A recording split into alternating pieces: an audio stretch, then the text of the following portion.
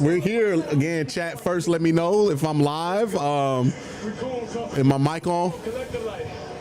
Let me make sure my mic's cool. Y'all give me thumbs up in chat. They're interviewing Shador right now before he goes on, and then we should be kickoff soon. It's a weird uniform combo. Appreciate it. Shador confident before the game starts, says I'm what they've been looking for. Brown's going to get the ball to start the game, so he'll get the chance to prove it. Yeah, the Raiders won the toss. They defend. Shador Sanders will get the football as long as something crazy doesn't happen on this kickoff. Corley back deep to receive. I like the confidence. Look, there's nothing about Shador himself that bothers me.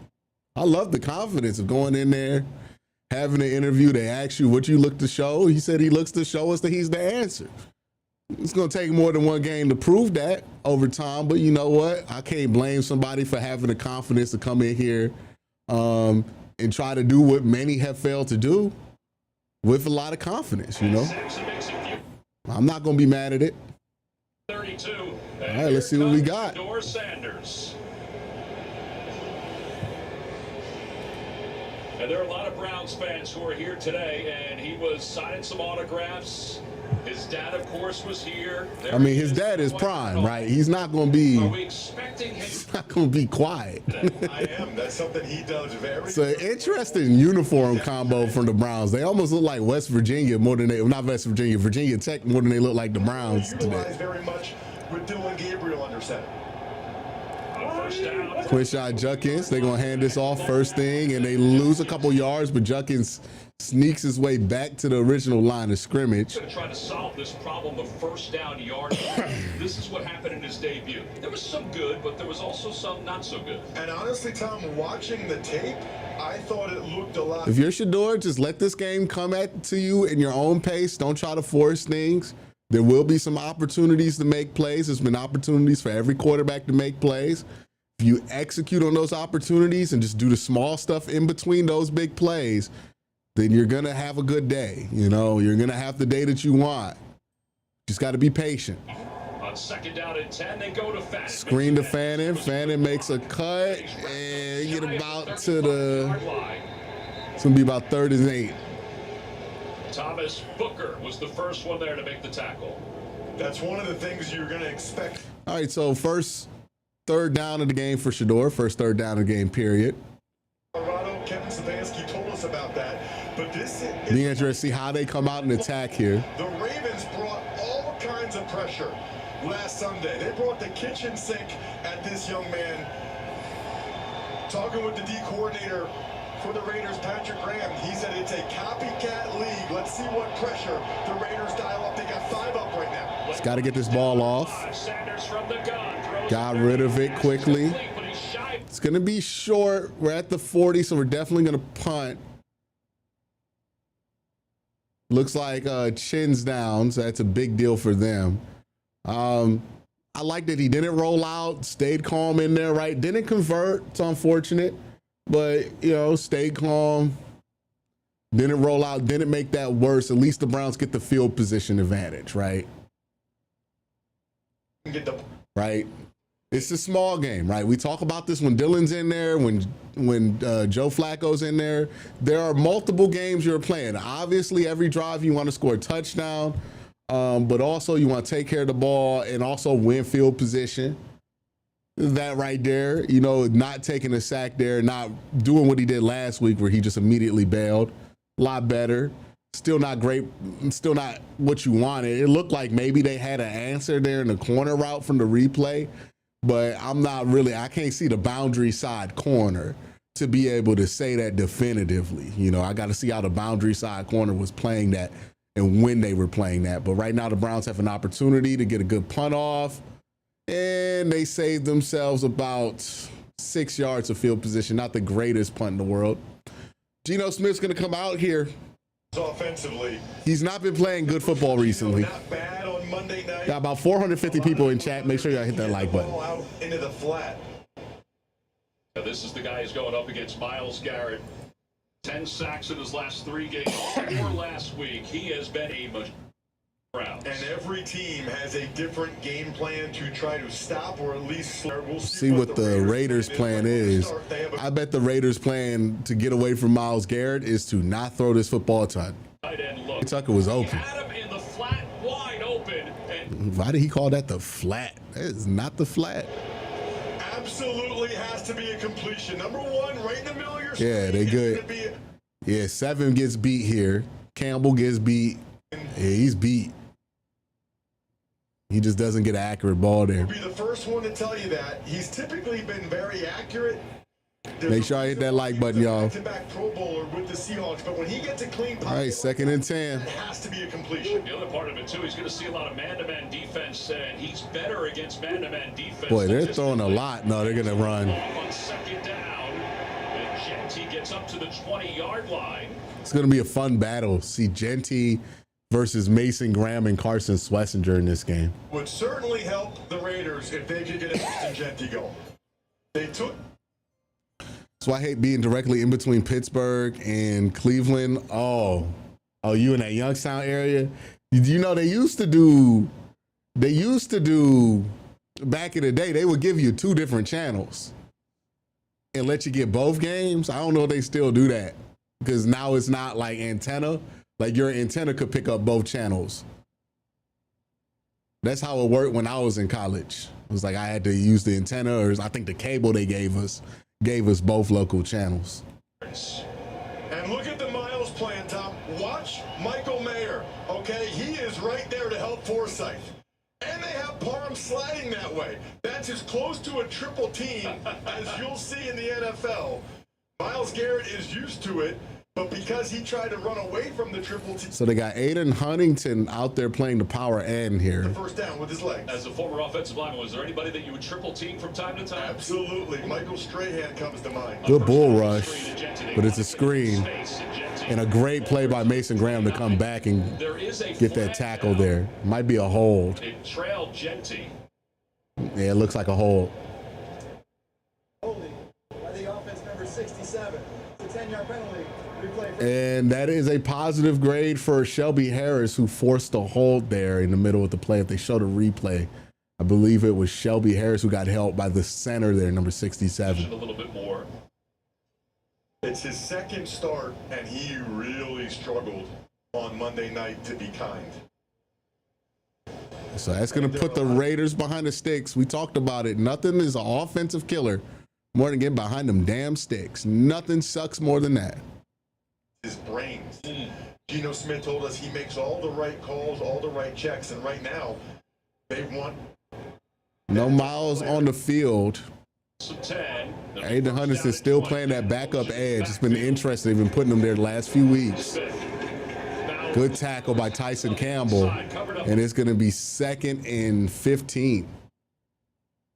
Get the ball to. Got another super chat from Ray Rags. By the way, if you want to join the show and make sure your input is heard, make sure you super chat. Ray Rags says this might be the smallest coverage map I've ever seen in Ohio for a Browns game. It's crazy that it's this game too. Like there's such anticipation for it, and the coverage map is tiny. But that's what happens when you're a non-prioritized 4 o'clock game. Tight ends, the Browns, I think, are going to treat that as 11 personnel and make him a receiver. Great job by Denzel Ward. And that'll be 3rd and 20. Denzel Ward is going to see it perfectly. And Brock Bowers needs a better block right here. I don't know why Brock Bowers took a couple steps forward.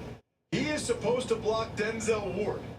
So that is a mental error right there by Bowers. I'm not sure what his eyes were looking at.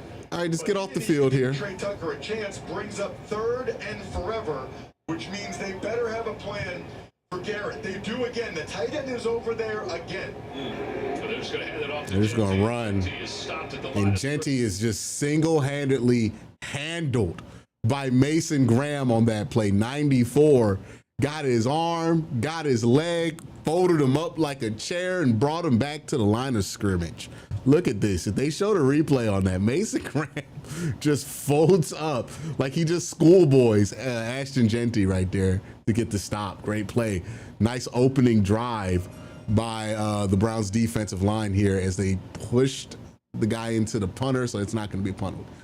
Dom J with the super chat. Appreciate you. And a good return by Gage Larvin. Larvin's at the 40, 30, and he's tackled at the 25. Late, AJ Cole. There's a flag here. I think they're going to get AJ Cole, the punter, for a trip. I think they're going to. Tail end. All right, so your Shador, golden opportunity here to finish a drive. If you're wondering what Shador's strengths were in the preseason, what they were in practice, it was his ability to. Yeah, that's on the punter. So it's going to be half the distance. So this is where Shador thrived at in practice, right? The red zone drills, the goal line stuff. This is where he stood out. His strength. They'll take that because if he doesn't trip him right This is a layup for him. He's got to make him. That's actually a good penalty. And this is also where he could differentiate himself from Dylan, who Dylan Gabriel, when in these exact moments, has struggled mightily. Yo, Dylan's been pretty bad in these situations where he gets these close balls to score touchdowns. He's only gotten field goals. So this is a big opportunity. Take care of the football. Let's get a touchdown here. Down here in the red area. Bond in the slot at the top of your screen. Cedric Tillman toward the sideline. This ball. They'll hand it off to Judkins. Judkins doing a little dancing in the backfield. There you go. I mean, I don't mind just handing it off to Judd. If Judd can take it home, let Judd take it home. And it'll be second down. Browns bringing Cam Robinson into the game. Shador Sanders looks like he's checking out. Looks like they're going to a Wildcat look here. Sanders just ran off the field on this play, which means you're probably expecting some type of direct snap. Looks like Judkins takes the direct snap. If you're Raiders, you're thinking run all the way. Maybe the Browns have a surprise pass off of it. Whitehart, the tight end, is in the backfield. Judkins will keep it himself. And he's going to score. With a burst inside the line to the goal line. There we go. Browns. Excellent block. Great call there. Great blocking in the red zone as the Browns were able to just move ass here. Look at this.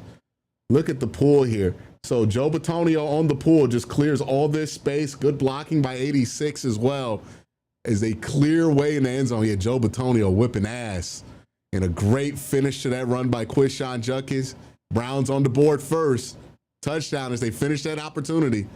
All eyes were on the quarterback, but it was all number 10 on that one.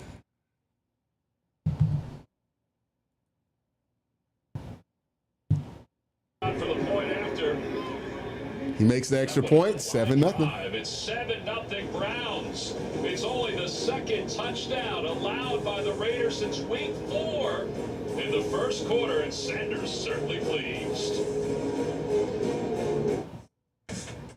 If you love Great blocking. Good job. Good shit by Judkins. Good shit by Joe Batonio. It's what you want to see.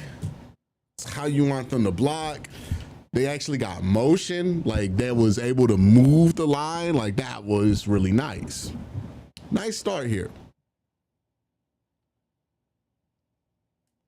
Still hard for me to get used to this uniform combo. The white helmet without the throwback jersey, the regular white jersey. It feels like something you would cook up on Madden, wouldn't it? Don't it?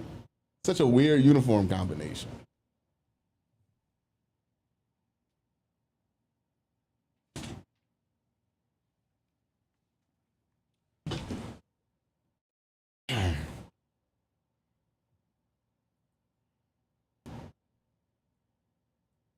That'd be funny if that's the next controversy. The Browns run the ball a million times in this game.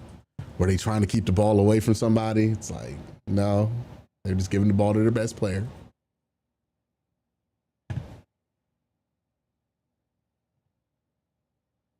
The Raiders have been an up and down defense. The Raiders don't stink this year because their defense is terrible as much as they stink because their offense has been underwhelming this year. Like Geno Smith has just been straight up bad.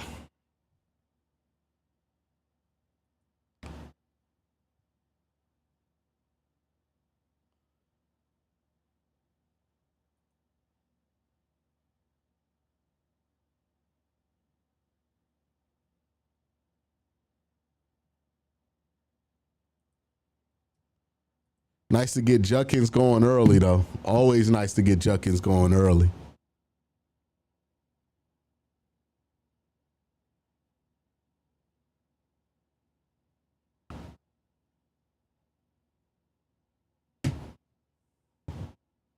NFL on CBS is sponsored by the Home Depot. Special teams, defense, and look at that. Look, did y'all realize what just happened right there? Special teams, well, actually, defense gets the stop. They force a punt. And because they push back the Raiders so far back on that punt, it's a punt with a lot of space. Gage Larvin gets a really good return, and then the offense finishes the drive with the touchdown. Ladies and gentlemen, the Browns just played complimentary football. This has happened like 4 times this season, but they play complimentary football. And when this team plays complimentary football, they're way better than the record says they are. Hell, they beat the Green Bay Packers playing 1/4 of complimentary football. That's money, but it's a huge game for the Chiefs. Can you imagine if the Chiefs were 5-6? No. Losing record? I mean, that they desperately need that win. We'll keep an eye on Myles Garrett. We'll see how they are able to contain him on the outside. 2 tight ends over him on this play. It's going to be around. Smith under center. Tucker in motion. They get it to Genty, and Genty, Woo! Myles Garrett back a there. lot of scrimmage. Myles Garrett came from the other side to make that tackle. So how do you let him go unblocked like that? Well, he's on the backside of a play. That's why he was unblocked. Love it. Get Shador the lead and make him comfortable. Yeah, this allowed Shador to play his game for sure. Appreciate this super chat chosen. Myles Garrett. Look at that. I mean, tackles for loss. Who are the broadcasters for this game? Because they suck. My God, these broadcasters are terrible. Uh-oh. All right. Miles almost had a sack there. The reason I say that is there was a throw like 40 yards downfield that one of the commentators said was in the flat. And then this one right here, it's just a backside play on a run. You're going to leave the running back, you're going to leave Miles unblocked there because he's the far side edge. You're just running away from him. And the guy's like, oh, why did you leave Miles unblocked? It's like, well, that's a normal play. That happens all the time. That's going to work. He's going to have 8 sacks in this game if you have plays like they did the back-to-back last plays where they barely even try to block him. Well, they all right, 3rd and 10 here. Browns need to get off the field. Getting off the field here will be a great spot. They send a lot of pressure, middle pressure. Uh-oh. And it's not going to be Miles, but it is going to be Malik Collins who gets a piece of that. And then Malik Collins was able to clean it off. Well, they ran a twist stunt, and you'll see Delpit. He comes all the way around. So watch. Great job by Delpit, just shooting to the A gap. Delpit right up the middle. Takes Geno off platform. Schlesinger, underrated job by Schlesinger, playing that outside wing area. He forces Geno back inside, which funnels him back towards all the players in the middle of the field there. Just again, good team football for the Browns here. That is back deep to receive. They're going to kick it away from him. It's still going to give the Browns excellent field position. Up 7-0. All right, Shador, positive field position, has a lead. This is a good opportunity for him to look his best. For as long as donuts were fried up in rings with glazing and sugary things, the circle always got taken away. The part in the middle, not meant to stay. But one snowy day, when the air smelled like pine, a little voice said, "This one's mine." The little Dunkin' Munchkins, so simple, so small, were suddenly special. The best bite of all. Sometimes the smallest part is the best part. The holidays run on Dunkin' Munchkins. Georgia hat, roads are calling. Hybrid power, snow is falling. It's electrifying. When the season can bring, driving in a Honda Wonderland. It's that time of year again. Happy Honda Days, where you can drive in a Honda Wonderland of your own with a great offer on. All right, I mean, good start for the Browns. This is a great start. Great start. Let's get some points here.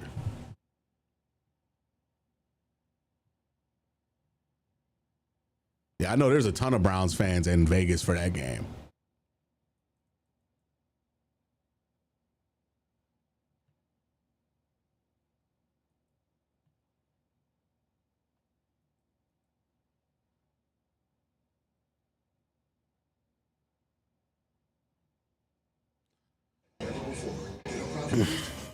Got super chat here from Ray Rags. Do you think Bo Brungard is going to go and get some D1 offers in the transfer portal?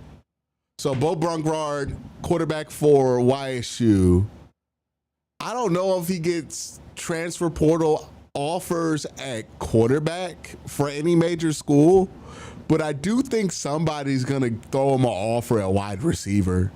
I mean, he is one of the most prolific runners of the football at the quarterback position in college football history. So if he wanted to play quarterback at a lower level school, he might get that opportunity. By the way, did Sly gift his subs again? But I think there's an opportunity for him.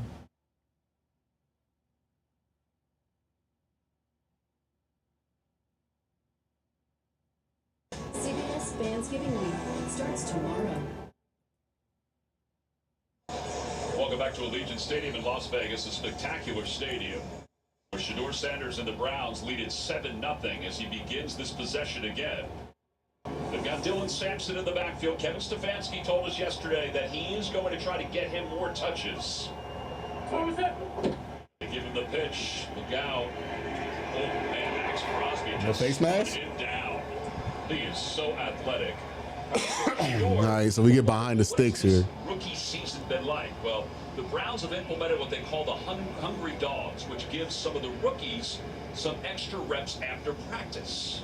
He's had 5 extra sessions. So at the end of the Wednesday practice, Thursday, Friday practice, there's an extra period. They added a period Saturday and Monday. So 5 extra periods, more or less because of the volume of rookies, but also having 2 rookie quarterbacks. And then he's also 3 days a week met privately with Stefanski to go over the practice reps. Sanders to throw on second down. Now he's going to down from behind. You want him to get rid of that a little bit sooner? I don't mind that. That's a very normal sack for a quarterback to take. I don't mind that. That's not the stuff that bugs me, right? Like, he stepped up in the pocket, rolled out. That's fine. Just be smart here.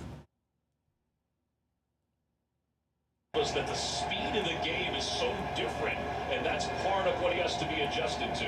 3rd and 16, defense is playing well. You have a lead. Would not be surprised if this is some type of screen or quick pass get out of his hands. There we go on 3rd down. Crosby's pressuring. He's going to go long to the far side. He overthrows his intended receiver.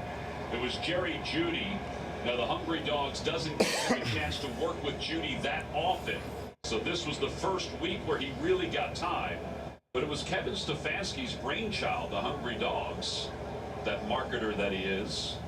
Says something about the Browns' confidence in him that on 3rd and 16 like that, they had him throw it deep as opposed to just a give-up play like we saw from the Raiders on their last possession. Borquez on the punt for the second time. This is going to wind up being a short one, and a fair catch is called to the 26-yard line. 7-0 Browns. Geno Smith playing from behind with 5:21. Tired of struggling with impossible messes in your tub and shower? Mr. Clean Foaming Bath Magic Eraser cuts through 100% of soap, scum, and grime, while Mr. Clean Extra Durable effortlessly tackles messes throughout your home. Switch to Mr. Clean Magic Eraser. All right, so not a great set there. I mean, you get behind the sticks with a Dylan Sampson run, gets knocked back by Max Crosby, and then that's what the offense looks like when you're behind the sticks. Take a sack, get taken further behind the sticks, you know, and it leaves you up with very little options on the 3rd and 16. So not the kind of start, not the kind of drive you wanted there, but still Browns have the lead.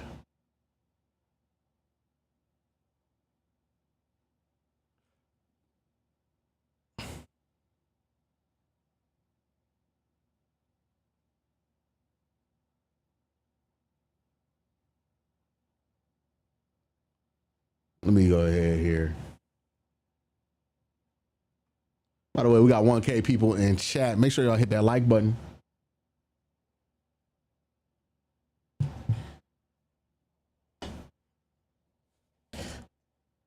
Yeah, both offenses not really going off to a hot start. Really, the Browns' first score had a lot to do with special teams. Offense came in there, finished the drive really well. but really haven't seen any offense kind of get the ball rolling. So, you know, they're in that early feeling out period.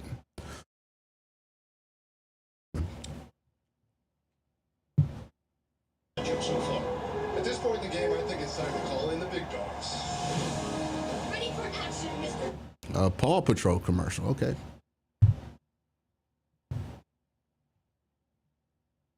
Yeah, again, I would wait till later in the game to start saying anything definitive about the start. I think people are really being premature. It's been 2 drives. Let's let the game play out a little bit before we make any declarations. Yes. That is an interesting Ferris wheel. When football makes you hungry, order Uber Eats. Here's the thing about a Ferris wheel in Vegas. The higher up you go in Vegas, the more and more you realize how fake all of Vegas is, because you go up really high and you're like, oh, it's really just like 1 mile of developed area. Your first trip to Vegas First ever. trip to In your Vegas. 50s. How is that even possible? Yeah, I was a big Dantana fan too when I was a kid. On first down, a flag blows this play dead. A false start. Before the snap, false start. Good job. Get him behind the sticks early. First down. Well, that's Parham. Parham has 4 penalties now this year. That's the look. That's a look that you've seen before from Pete Carroll, and he scratches his head because the offensive line is.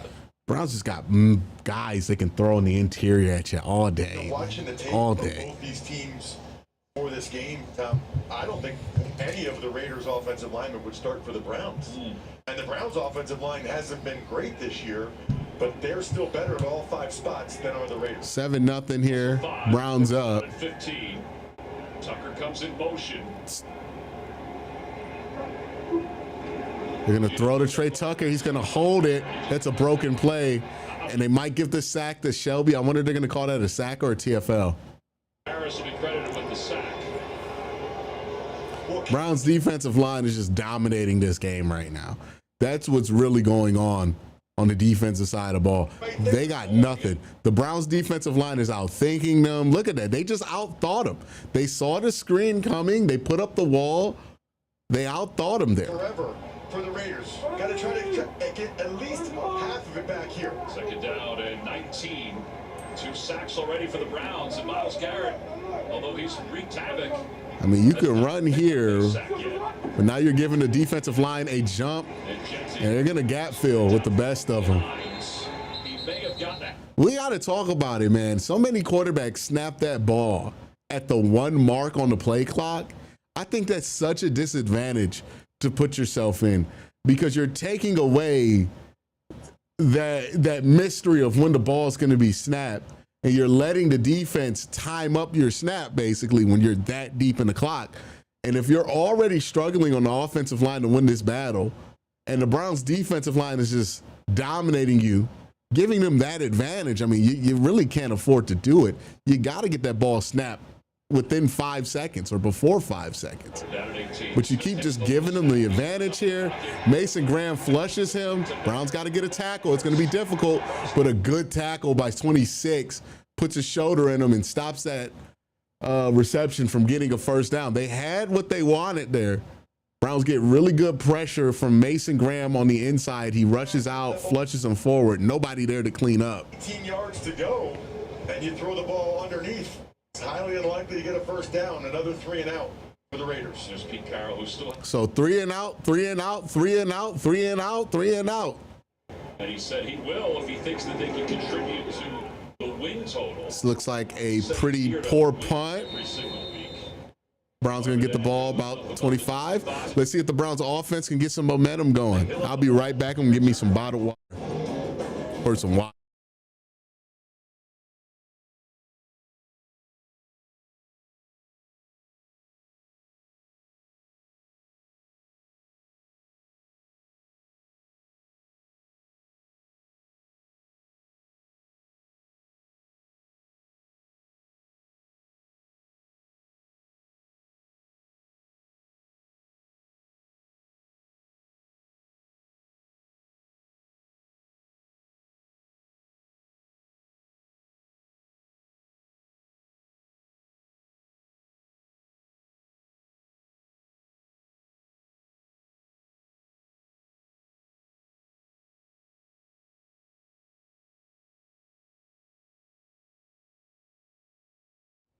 All right.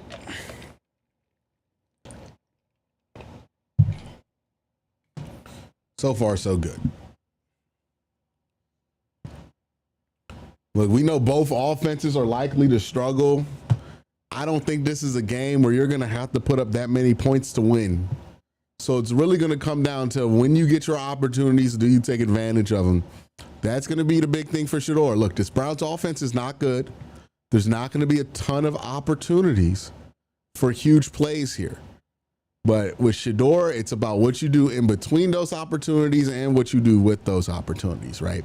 If you can hit some of those big opportunities when they're there, and if you can avoid making a mistake in between those opportunities, that's going to be better than what the Browns have had at quarterback all year. So if you're trying to stay on the field, you're trying to make it an undeniable argument for you, that's the pathway to it. Really, that's how it has to be. We'll see what it is, but that's how it's going to be. Keith Hortman says Q calls as is. Everybody else just needs to chill. Let's see what happens. No one cares who QB1 is. Cares who is QB1. Defense looks amazing. Miles for quarterback. Again, if we could get the Myles Garrett equivalent at quarterback, man, we'd be the best team in the universe. Rest of the season. Sign up now. Terms and embargoes apply. First trip of the year for Deshaun Watson, and there's some significance to that. A, he's healthy enough to travel. Yeah, I'm just going to kind of ignore some of the people in chat. I'm not being negative towards them, so, you know. People observing reality aren't going to think that. Play action here, a little dump off to Harold Fannin. Nice run by Harold Fannin. He's still on his feet, and he got about 8 extra yards there. Woo. Close to the 40-40. Hey, you know you did something when you get a slap on the back of your helmet in respect from Mason Crosby as he failed to take you down. Watch this. Stiff arms 11, rolls out there, absorbs the punch from 52, and then here comes Mason Crosby at the end like, damn, kid, go down. He tries to yank him. He's on his feet. Mason Crosby just goes, hey, man, can't do nothing but respect that. Tyson Campbell for Greg Newsom feels like a big W so far. Mason Graham at 5 feels like a steal. He's a good player. That's when they knew that he could be an NFL tight end. Nice run. Way to avoid the TFL by Judkins. Check in with Adam Shine, an update with Kansas City. Tom, Kansas City, the Chiefs' comeback is complete. They roar back, beat Indy on this game-winning kick in overtime right here. Patrick Mahomes. Yeah, I'm not. 352 yards passing. Back to you. You know, Adam, we got 2 minutes left in the second. Browns around the midfield. Won all the close games. They hadn't done that this year. Air and gun. 1-5-1. Tight set. Condensed split. Second down and 8. Off the run. On the 2nd and 8. They're going to fake to Sanders. Dump off here. Almost a mistake there as it went off the hands of Fain and almost went into the hands of a defender there. It's Max, not Mason. Did I call him Mason Crosby? I thought I called him Max Crosby. Enjoyed being in that quarterback room, and every time Shedeur Sanders has come off the field, guys, Deshaun is the first person that he's gone up to. So he's been in his ear, as well as telling me he's been a mentor for Dylan Gabriel as well. Tom, I'll hit pause on that after this play. All right, so empty look here, 3rd and 8. They're going to come out in the bunch set top. Off coverage at the top of this. They're probably going to take, going to roll out, sets his feet, throws it downfield. There's a man. He's got Bond. And that's what you wanted to see from him. There we go. There's going to be opportunities for him to make plays in the offense. Make the plays that are there. Don't panic in between. I think he's played good so far. Shedeur has to buy time. Yeah, buy some time, sees it, whips that ball down there. It's a great throw to Bond. Bond just stays on his feet. He could score. But you got that thing at the 1. Give it to Quinshon. Set a 50-yard or more pass. It's the 3rd longest drought in the NFL. Wildcat again here with Judkins. On 1st and goal, and this play is blown dead. There may have been some movement in the backfield. Oh, no, a timeout called by the Browns. Before the snap and before the game, timeout Cleveland. Yeah, the play clock was winding down. That's probably that's got to be the most explosive play of the season. Yeah, I would definitely say so. He's enjoyed getting to mentor Shador as well as Dylan Gabriel is what he told me. And he said that the advice he gave Shador for this game being his first start was just to go be yourself, be him. He also... Yeah, I think if you're watching Shador, even like in the 3 and outs, I thought that like the one sack he took, it wasn't really that bad. You know, he's staying within the offense. He's playing within himself. There's some opportunities to take advantage of here or there. You know, it's not going to be. Hold on. They're going to direct snap this thing to Quincy. Power up the middle.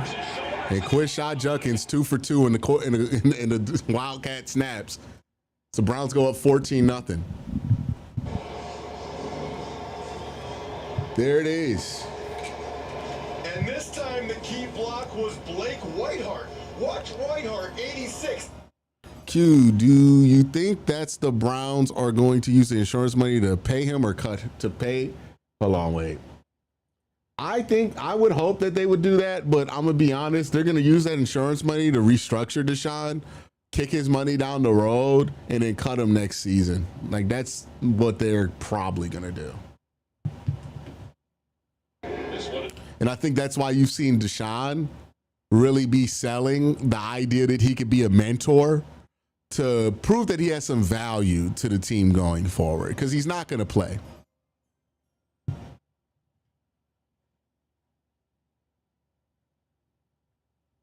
Listen, keep watching away from these quarterbacks, please. I don't need the dude who had 5 people open but ran for 3 yards telling any quarterback. Well, here's the thing, man. Like, he might be a good quarterback coach, right? Like, that might be something that Deshaun could do, because Deshaun was a very studious guy, was also somebody who really kind of could explain the game and communicate very well.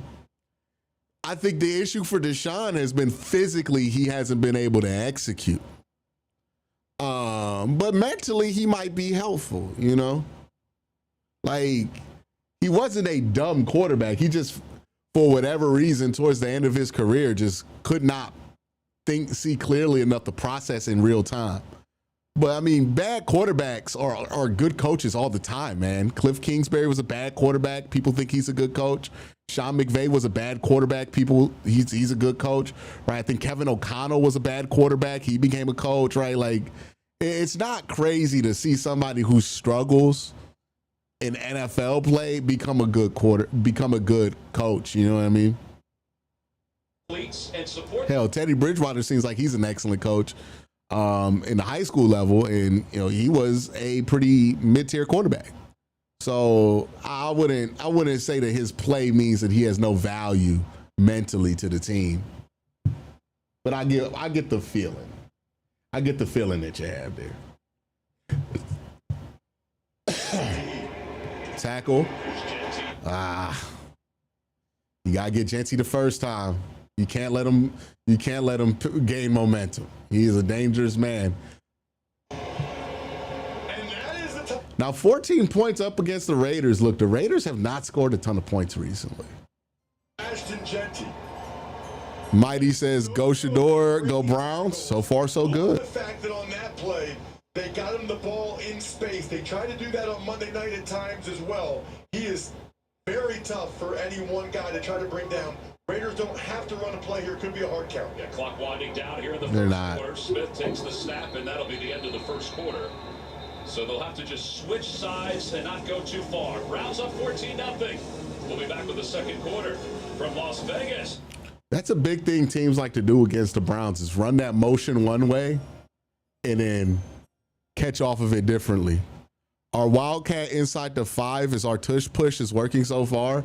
I don't think it's automatic like the tush push. I just think it's working because the Raiders aren't very good in the interior of their defensive line, which is another reminder. Sleep on defensive tackle if you want. But every bad defense, I could look at their interior defensive tackle room and see some guys who aren't really great there. Great defenses have good defensive tackles, man. I've seen enough Shador Sanders opening day 2029. All right. We'll see. He's playing good, though. It's a really nice throw. On the run, on target. I mean, like, the only thing stopping that from being a touchdown is Isaiah Bond's balance. But it's a good catch by Isaiah Bond to track it.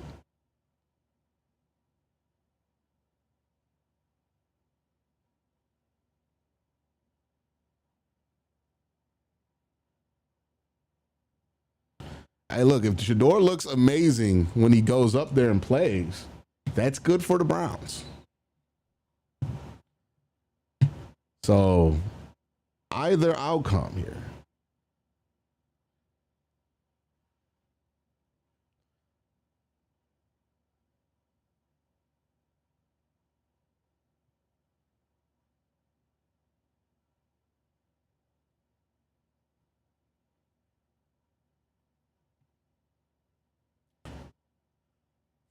And look, the defense is going to give him a lot of possessions here. So he's going to have a lot of opportunity.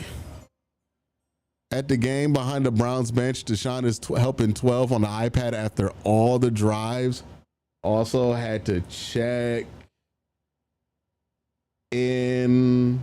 Let's get this dub. Appreciate you, Sly. Appreciate you, Sly. I think you've been talking about going to that Vegas game all year.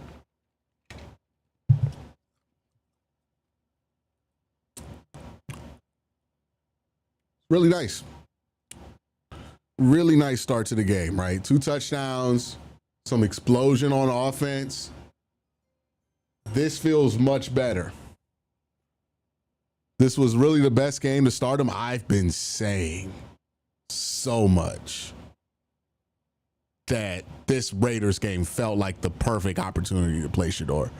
Even before the Dylan Gabriel concussion, I thought that this should have been his first start. That's his normal stance. Is Smith looking to throw? Now we'll see. He keeps playing like this. I know some people think that Kevin's not going to give him the job. He keeps playing like this. He keeps, like, if the Browns win this game and he plays this well for the rest of it, he's going to keep the job. They're going to keep him as a starter. Shout out to the Akron Bengals, the 7U Akron Bengals, for punching their ticket to Nationals with a 33 win. Okay, big shout out to the Akron Bengals. 7U Akron Bengals. Y'all be safe out there. They do. I mean, they sing the praises of each other, and rightfully so, given the success they had up there. There's Genty. They throw it to Genty. He's got some blockers, and Genty along the net. Yeah, their plan for avoiding Myles Garrett is get rid of this fucking ball. GTFO with the ball. They want to get out of it. Does this make the coaching staff look bad? Well, they spent the first half of the broadcast talking about how the coaching staff is staying late every day to work with all of the rookies and the Hungry Dog, and how Kevin has stayed late to work with Shador Sanders 3 times a week going over his practice footage. So do they look bad for not playing him earlier? Maybe you can make the argument, but they're also part of his development. And, you know, contrary to popular belief, the Browns seem to have been very involved in the development of all of these rookies, especially at the quarterback position. And they've put a lot of work in the Hungry Dog and extra work behind the scenes. And, you know, I don't think that should go unnoticed too, you know. Whether it was early or not to put him in, or the right call to put him in earlier, we'll find out. We'll see how he plays the rest of the game, and we'll see how he plays the rest of the time he's out there.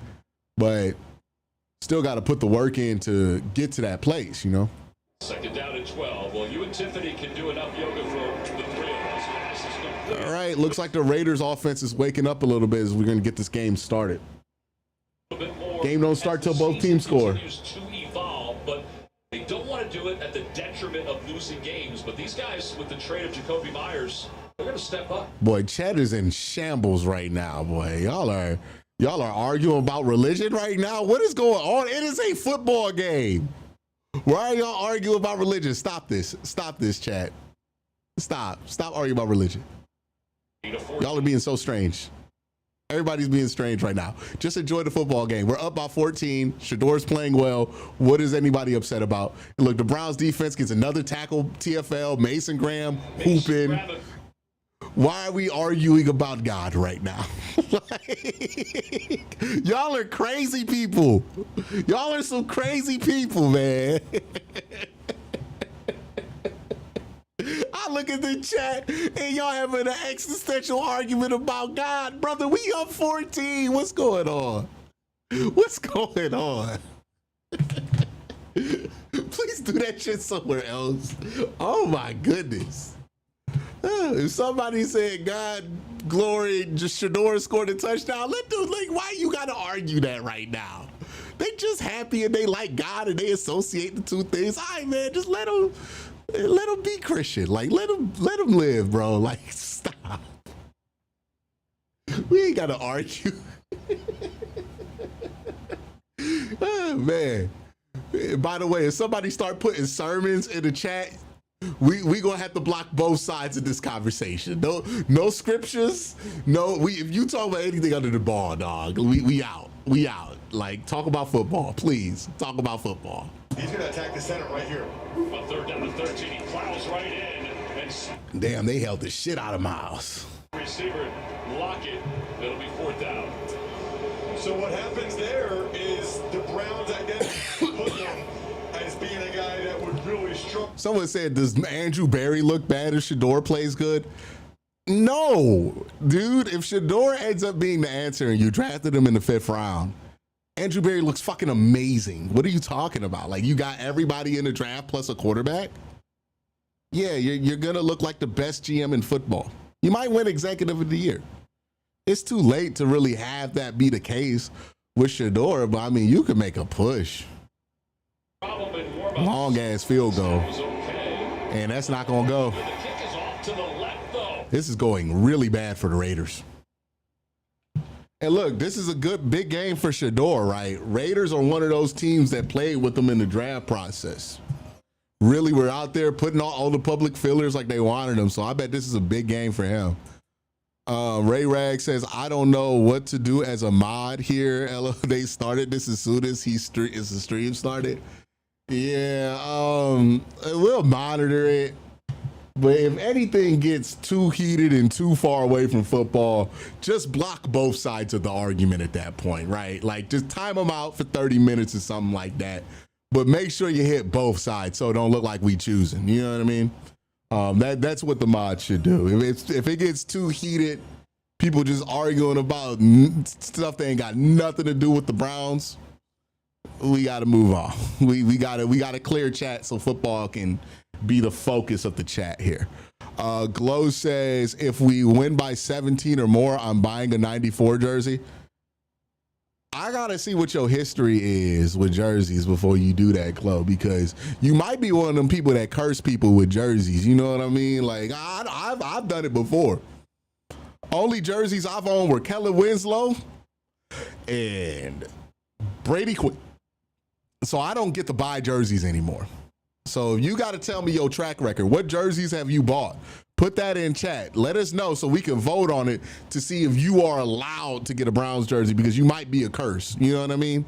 We just got to make sure. We got to do our due diligence. So please send us your jersey history in chat. We up 14, people. Start feeling good. This is good. We ain't been up 14, but like 2 times the fucking season. Feel good. Have some fun. Relax. Stop fucking arguing about nonsense. Like, let's just kind of calm down and have some fun. I'm having fun. Might have to bring out my nuts. That'll unify chat if I bring out my nuts. Yeah, look, that's why I can't buy a Browns jersey no more. I got those 2 jerseys. I'm out. That's it. That's it. Now, I got the Brady Quinn jersey because my name is Quincy, and people were like, oh, well, get them the Quinn jersey. They didn't know they was robbing my ability to get Browns jerseys for the rest of my life. They just thought they was being cute. JD TV says, trade for Campbell was a huge upgrade. Yeah, it was a good move by Andrew.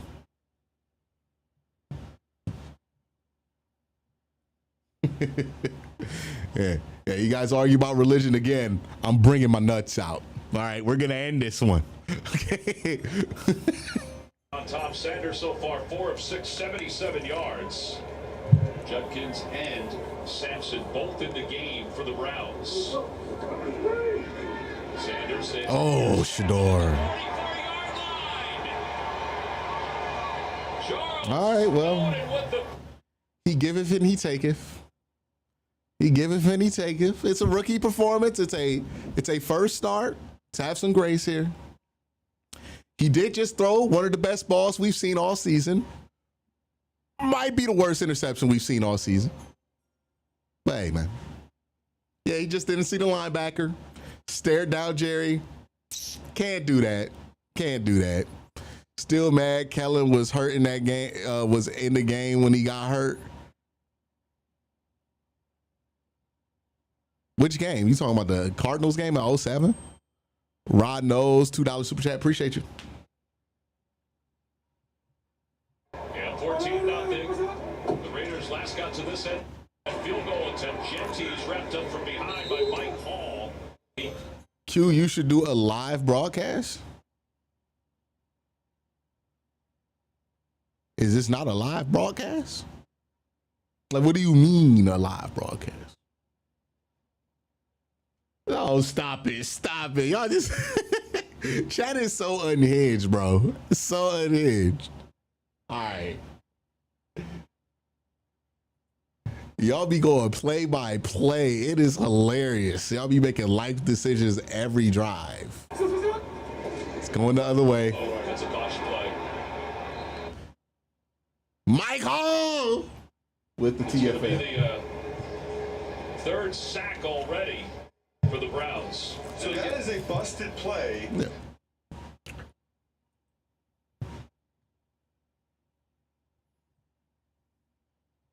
Long again. And Hey, look, ultimately, this is my whole thing about how Kevin structures his offense and how afraid he is of interceptions. Oh, a remote broadcast. I should do one day. I might want to, you know what? I might try to do one at the Senior Bowl. But I think I got to have like a special badge to be able to get access to that. I'm going to see what's up with that. I'm going to try to come live during the Senior Bowl. And maybe a post-Senior Bowl practice show. Or maybe 3 post-Senior Bowl practice shows. Maybe I do a panel, try to get some of my homies on there. Get the first down, but Ashton That'd be fun. has gotten better and better. If I do that, I gotta convince Cove to come down to Mobile with me. And Cove can co-host with me. Or maybe I get Mac Robinson to do it. Hey Mac, if you in chat, I know you at the game right now, but you know, somebody asked Matt if Mac could be interested in that. I bought Chubb's jersey 2 weeks before his injury. You can't buy jerseys. Hey, mods, put Nicholas on the do not buy jerseys list. Nicholas, you no more jerseys. You got to resort to polos and team shirts forever. Don't even buy no t-shirt jersey. You can't buy jerseys. You definitely are cursed. You have been touched by the jersey curse. You can't buy jerseys anymore. Get a jersey with your name on it, son. Get the custom with your name on it. That's why I had to do with the Cavs. Look, I have the jersey curse. I bought a LeBron jersey. He fucking left. Nah, dog.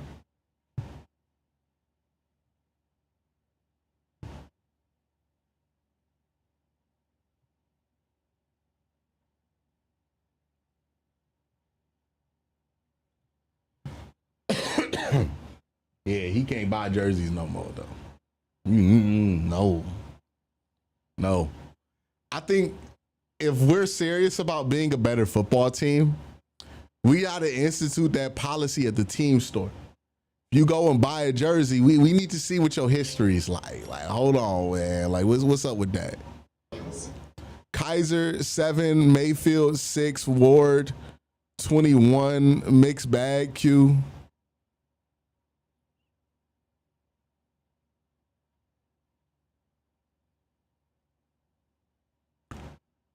Can you send some more information behind that? Because I'm not 100% sure what you meant by that.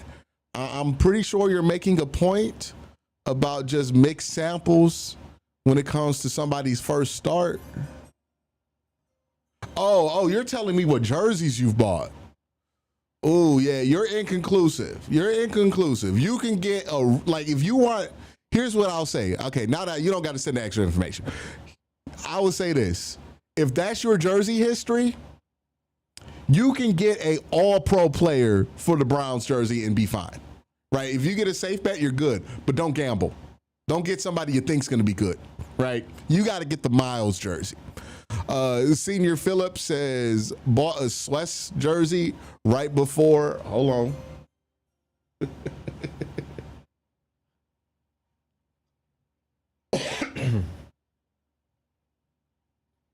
Said you bought a Swiss jersey right before his injury.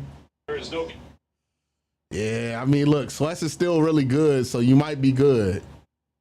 You might be good. And like, if you're in chat and you bought a Deshaun Watson jersey, don't even tell me that. Don't even ask me about buying no jersey. You know good and goddamn well you're not allowed to get no more Browns jersey if you bought a Deshaun Watson joint. Like, if you got that 4 in your closet, you're not buying jerseys no more. That was your last jersey. Can't curse former players. Go with the 73. Yes. If you're like me and you have a history of cursing players, you got to go with the former players. That's another way. Ooh, somebody said they bought a Trent Richardson jersey his rookie season. Here's where I stand on the Trent Richardson thing, though. Trent Richardson was good when he was on the Browns. He just was bad after the Browns traded him. Does that count as a bad Browns player? I don't think so. I think a Trent Richardson jersey is actually fine. Bought a Winslow, Joe Thomas, Baker, and Miles. I think you good. You good. You clear to get whatever you want. You know, the Winslow is tough, but it's not like you could know. That's going to be the first time that jet sweep ain't worked. They've been running that jet sweep to Corley all year. All right, let's see Shador. They ain't had to do us like that. They ain't got to tell us we had as many quarterbacks as presidents. Y'all some assholes for that. Why? Like, damn, okay, sure. You want to see Shador bounce back here. Now, it's going to be tough. He's 6 yards behind the sticks right now. Bought a Judd jersey early this season, first NFL purchase. All right, you good, Glow. You good. You good. Get that Mason Brown. Get that Mason Brown. Second down and 16. You know what I mean? Get that Mason Brown. You good. You clear. You clear. We asked Kevin Stefanski. Yeah, I need to find those people who bought that Deshaun Watson jersey. I just get retired players jerseys from the thrift store. Hey, a Josh Cribbs jersey will hit no matter what, bro. A Josh Cribbs jersey, and for whatever reason, a Tim Couch jersey always goes hard. Like Tim Couch jerseys, they go hard. You know what I mean? A Josh Cribbs, I'm always see, whenever I see somebody in the Josh Cribbs jersey, I'm like, always give them that. Always. Don't panic. There you go. Just take care of the ball. Don't try to get it all here. Hey, if you have to punt from your 40, that's fine. That's fine. You can win field position that way, and your defense can generate points. You're up by 11. You don't have to force it. That's fine. If it's there, it's there. If it's not, it's not. You don't need every big play right now. That's fine by Shador.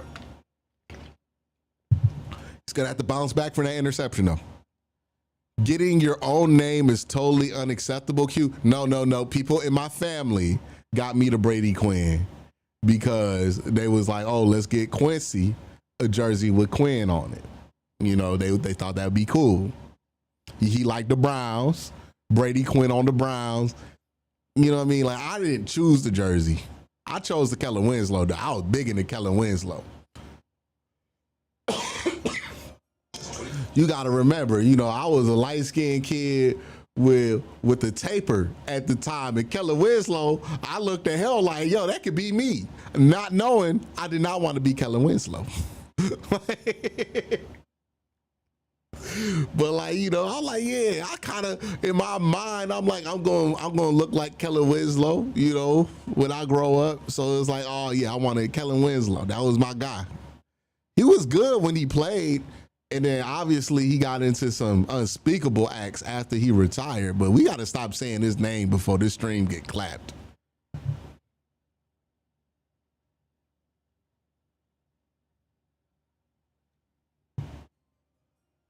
Got a super chat, says, haven't been watching. How's Shador been?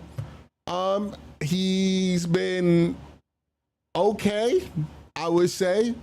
Made the best throw we've seen a quarterback make all season. He's also, he threw an interception that was pretty bad. So, and I would say because he scored a touchdown on the good throw, it's been more good than bad. But, it's still a rookie debut. He's on track to have the best rookie debut of any Browns rookie ever, because if he wins, that'd be the first time that's ever happened.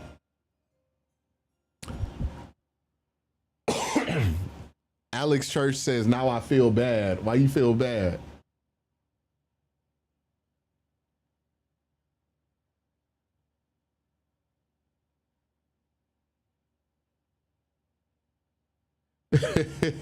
Ray Rack said they found a new way to talk shit with the Browns QB list. Yeah, you know how long I'm going to have to hear that the Browns got more quarterbacks than the U.S. got presidents?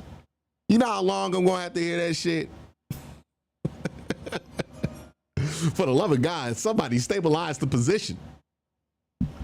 Got a Josh Gordon jersey and a Miles jersey. I think you're good to go. I think you can get whatever jersey you want. Josh is a little shaky, but he's like so damn good. Like, you're going to get good players there. You know what I mean? I trust your judgment. Highlights, it's all coming up on the Verizon halftime report. 14-3. Like, you know what a Tim Couch jersey says? It says you were there from day one. As time throws at almost intercepted. Yeah, like a Tim Couch jersey says you've been there since day one. Like, the team got brought back, they drafted Tim Couch, and you said to yourself, all right, this is who I'm going to be rocking with. Let me get that number 2 jersey. Or you like that one Bow Wow album where he wearing the number 2. On the offensive line, it's a nice play by Cam Thomas to get in the passing lane. It'll be second down and 10. Off the play fake, Smith to throw again. Throws to the middle. Bowers holds on. That's a great catch. Yeah, so they're going. So the Raiders are countering the Browns pass rush by going to just quick action. Tyson is the perfect corner opposite of Denzel. I think he's a solid, I think Tyson Campbell's issue in Jacksonville was Jacksonville just didn't have a number 1 guy to take all of that responsibility off of. And when Tyson's your number 1 corner, you're going to have issues. But basically putting Tyson in a situation where he's not going to, oh my God, oh my goodness. Ashton Genty just truck sticked. Poor, I think that's Ronnie Hickman. I put my name on my jersey. Can't cut me, can't trade me, right? That's what I say. You can't cut me, you can't trade me. I'm here, whether you like it or not. 8 to 12 yards. That's the type of thing that gets the offensive line and the defense fired up too, when you run right through a guy. Over 2,600 yards last year as a senior. Smith to throw. Oh, Ronnie Hickman got his lick back? No, that was Devin Bush. And he just, I think he knocked the air out of Geno Smith. I got Charlie Fry, J.R. Smith, and Ward jerseys. So you like going for the strange ones. Yeah, you got to get a short thing from now on. You got to get the Miles jersey. You can't get no. You want to experiment and shit. You're gonna be the guy who gets the Dylan Sampson jersey. Maybe a Harold Fainin would be a good fit for you. Maybe that's it. Carson Schlesinger, what a player. Yeah, maybe a Harold Fainin would be a good fit for you. 44, like it seemed like you like to go off the beaten path. Maybe you a 44 guy. You know what I mean? Nirvana fan says last time the Browns won the NFL debut of rookie quarterback debut was 1995. Yeah, it's not happened since the Browns have moved and been reactivated. And right now, he'd have my vote for the defensive rookie of the year in the entire NFL. He has been that. Just one-on-one, 2 ways for that running back to go, and Carson Schlesinger just wraps him up. That's why he's so highly touted. Major. Former walk-on at UCLA was invited walk-on by Chip Kelly, the offensive coordinator for the Raiders. Malik Collins with the 2-piece. Down Geno Smith. 2-piece. Geno Smith getting his ass beat. The Browns defensive line is just dominating today. Domination.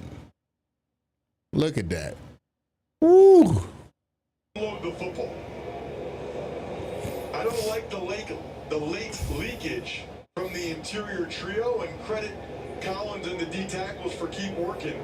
But that's one where Gino's got to try to get rid of it. Well, that's 15 sacks now the last 3 games. The snap there was not good, but it does take a Raiders bounce. There is a flag on the near side as Larmadad will return it up to the 23-yard line. I think we might have an ineligible player downfield. You should wear the Dawson number 4. Take the I don't know, man. Can you put the name on the front of the jersey? Like, do you want to be walking around with your 4 jersey on, right? You know, you a normal civilized person. And then you got a Dawson jersey on. People see the back and they like, oh, he's cool. It's Dawson. But then you put a jacket on because it's cold, and now you got a Watson jersey on. Ain't nothing you can do about that. Yeah, I don't know. Sweats won the draft. Good Lord, he's so good at football, man. He is so good at football.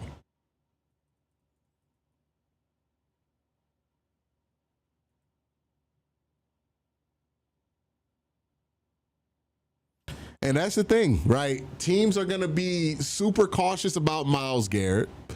So they're going to start giving these defensive tackles two-way goals. And when Malik Collins and Mike Hall and Mason Graham are whooping ass like this, that's because of the attention that's going towards Myles Garrett, because they're saying, all right, anybody but Myles beats us. Now, the Raiders, they're probably going to switch their game plan up at halftime because they're going to be tired of losing that interior battle. It's more damaging to lose that interior battle, and the Browns are just thoroughly whipping their ass on the interior. So they're probably going to say to themselves, okay, we're going to put some of the attention back on the interior, let Myles Garrett get some one-on-ones in the second half, because the way we've been getting beat is destroying the offense right now.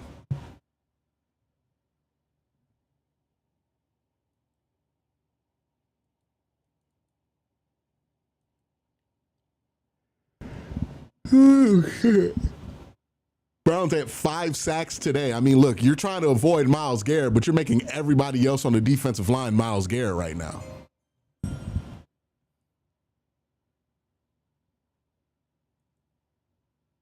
Could you imagine if they retired Dawson's number next year and told Watson to F off and pick a new number? They got to do that. They should absolutely do that. It's like, it's time to put Dawson in the Ring of Fame. So, you know, guess we got to retire the number, dude. Don't know what that means for Watson. That'd be a nice way to get out of it.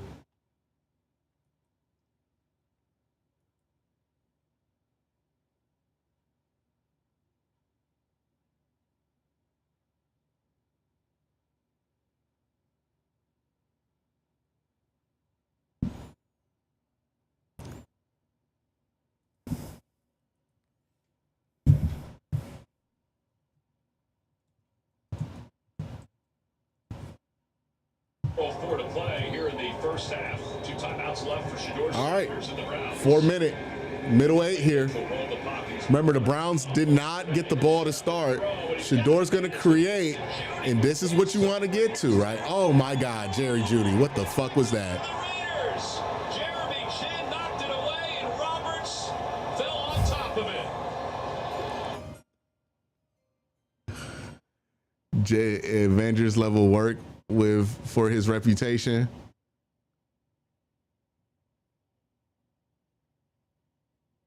Appreciate the super chat, Glow.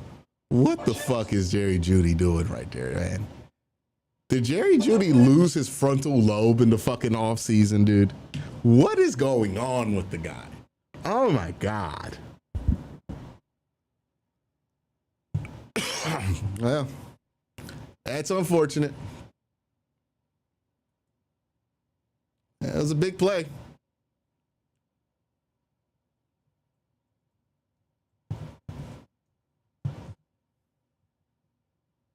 first down.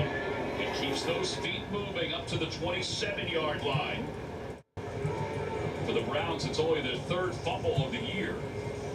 But it could not have come at a worse time. He had no idea Jeremy Chin was behind him. He was kind of setting up to stiff arm whoever the tackler was going to be, right? It looked like he was thinking about what his next move was going to make. He was trying to hit him with the hezzy, and Chin hit him with the right cross. Second down and 7. Quick toss to Genty. Going to get read nicely by the Browns. Man, he was good recovery by the defense. Myers was there. All right, man. We ain't got to jump on Jerry like that. We ain't got to jump on Jerry like that. But yeah, Jerry, that was a fuck up. I can't even defend you, big dog. Fired up. Chin was one of the first names that Crosby mentioned. Said he gets here early, stays late, has that mindset and physicality that they want. And that came to fruition right there. That's one of the biggest plays of the game thus far. Yeah, now it's a 3rd down and 10. They're 0 for their last 6 on 3rd downs. All are 10 yards or more. There have been a couple of sacks. Pressure's coming. He throws it away, and he's hit his Browns are throws. just dominating them. Pressure was there again. It's 4th down, so they can't cash in on the turnover. And you know what's happening, too, is the Raiders receivers are not getting open. Raiders fans are booing, and I get it, but this coverage by the Browns is outstanding. The Browns brought at least 5 guys. There might have been 6. The Raiders, I thought, held up enough to give Gino a chance to get rid of the football, but nobody was open. Larvin back deep to receive. Standing at his 25-yard line. Cole gets this one off. Well, this is a much better kick than the one earlier. Larvin on the far side. He can return this one. And he makes a bad miss before he's shoved out of bounds. All right, recover. Right. All right, Shador, I thought, made a nice play there. His best stuff's been out of structure in this game. And if you're the Browns, you just want to find ways. When you're up 14-3, there's going to be a lot of moments to take advantages from chaos here. So this is exactly where you want to be. The Raiders are going to try to be aggressive here, get the ball back. So there are going to be some opportunities here. If you want to scan it, you can find something for Tiffany. I don't have time for that right now. Browns defense made the fumble not matter as far as points for the Raiders go. Opportunity cost is pretty heavy there, right? Like that ball would have probably got you within scoring range.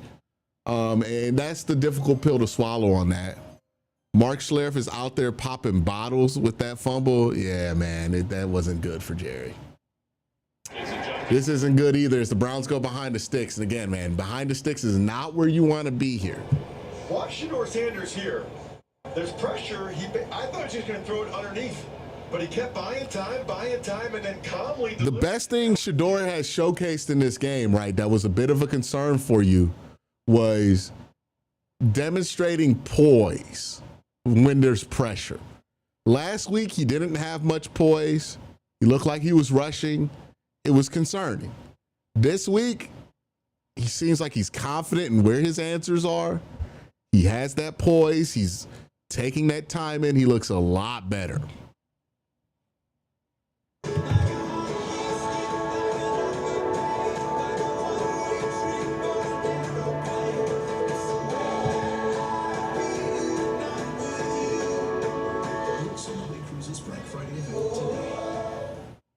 We, the people of the United States, we, the free, we, the proud, we, the brave, we, the people. This is Fresh Bet. Here, there are no fillers, no spray-on flavors, no compromises, just gut-developed recipes packed with fresh meat and healthy veggies. Because real fresh food belongs in everybody's bowl. How do I go that big without spending that much? Head to Lowe's. They have cool decorations like Bumble and the Grinch. Lowe's helps you get more holiday for less. In their love and care makes the life worth living. They say if it ain't broke, don't fix it. But we put it inside burritos and tacos anyway. Crispy chicken from Taco Bell, a brand new classic. I'm Jesse Kelsey. As a full-time fan, my routine is a little bit different. I used to do this. Power to the line of scrimmage. Move the ball pancake defenders and celebrate with their teammates in the end zone. From the first snap of the game to the last whistle on the field. By the way, chat, let's send some good vibes up to Bernie Kosar, who's been dealing with some health issues as of late. Believe he has made a positive turn around the corner. So send some good vibes up in chat, right? We could all unify behind that. Send some good vibes up for 19. Best quarterback in recent Browns history. Is sponsored by Lowe's. Tackle your to-do list early with Lowe's to earn your Sunday. And by Taco Bell. Coming up on the Verizon Halftime Report, join JB, Nate, Matt Ryan, and Coach Cower for all the latest NFL scores and highlights. That's all coming up on the Verizon Halftime Report. Second down and 11 for the Browns. They lead at 14-3. Little 2-minute. All right, they're going to blitz you. Sanders. They hand the ball off to Judkins. I don't mind running right into the sim pressure. Close to the 29-yard line, and a timeout called by the Browns. Tiffany, how's everything on the sidelines? Yeah, guys, every time I've been on the Browns sideline, when Shadour's been off the field, he's been staying in constant communication, whether it be with quarterbacks coach Bill Musgrave or Deshaun Watson or Jerry Jeudy. He's even gone down and dapped up and shook the hands of the offensive line. We know Joel Bitonio from our meeting with him was just talking about the confidence of Shadour and how he felt like he got more comfortable as the game progressed when he got in last week. And we're definitely seeing that calm demeanor on the sidelines. He wears that kind of smile on his face all the time, guys. But like he told me, all right, this is third and manageable here. For this one. Yeah, by the way, that timeout was for the Raiders, so they have 2 timeouts left. It's third down. Curious to see what the play call. Well, 3rd and 9, my bad, not manageable. Browns defense has been so good. The Raiders haven't moved the ball. I wouldn't be surprised if the Browns are a little conservative here with a 2-score lead. 1 for 4 on third down conversions. Low snap, low step up, throws underneath to Fannin. And Fannin will be shy of that first. It's fine. It's Devin White who made the tackle. That's fine. We'll be back in third. Yeah, they're going to call timeout there. I mean, they haven't moved the ball all fucking game. So they're going to call timeout there. Today. Browns, had the ball to 35 now. It's a 4th and 4. They want to go for it. I very highly doubt they would. But if they punt here, good opportunity to get them pinned back here. That grass is slippery inside that dome. So it is natural grass, I believe, but it is like super thin and slippery. Bojorquez on the punt. The Raiders have 1 timeout left. They'll get the football back with 1:47 left to play here in the first half. Bachman. Not a good punt. Doesn't call for the fair catch this time. He's not going to get many yards. Not a good punt. Not a good punt. That's on Bojorquez. Bojorquez got to get a better boot in there.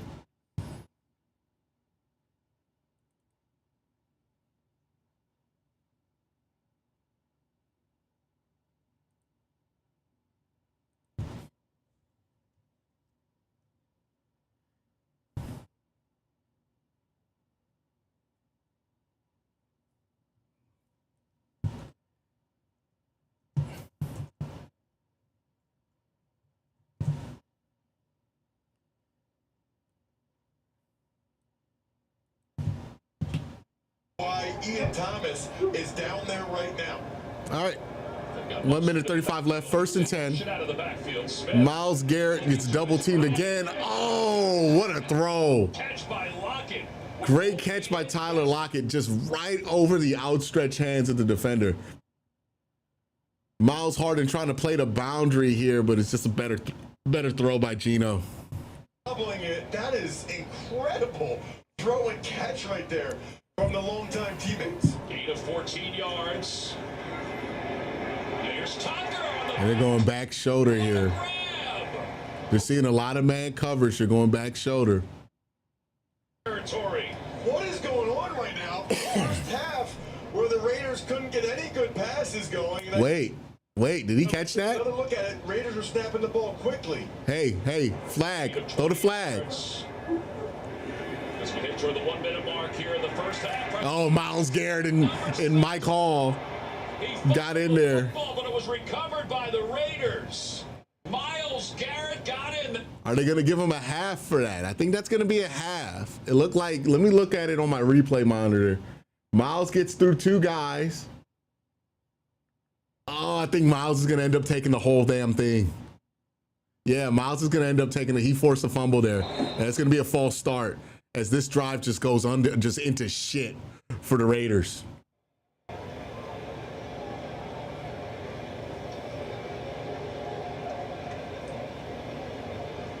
False start. Offense number 71. So far, penalty. We'll check with Las Vegas if they want to use a timeout to avoid a 10-second runoff, which they do. Las Vegas is using their final timeout of the half. I like when referees show a little emotion when they make the call, but this is going the wrong way if you're the Raiders. They just had back-to-back really nice throw and catches there, but you get the sack, you get the penalty, and now the time is more of a factor. Only 36 seconds, no timeouts. Wow, after a couple. I think they're going to give up here. I think they're just going to run. Browns corners should be playing outside leverage. You don't want to let the Raiders get out of bounds. And second down, pressure's coming again. Smith, middle field, it's deflected at the line of scrimmage. I think it was Mason Graham who got his hand on it. And you said what is going on those two punts? Mason Graham's been all over the place. Look at this shit, man. He's been great. Rookie, top 5 pick, got his right hand on it. But that's one thing that's noticeable about this Browns defense compared to other years. They're much better at D-tackle, which has helped Myles Garrett out tremendously with his rush. Now the Browns might use a timeout here. They got to stop. They're down inside, hand out to Mostert. Mostert runs into his own man, and that's slowing him up. Yeah, they're going to run this to halftime. All right, so the Browns go into halftime. Second week in a row, the Browns have gone into the halftime with the lead here. This lead is a little bit bigger than last week. Last week it was a 6-point lead. This week it is a 11-point lead. I think the Browns will probably take a knee here.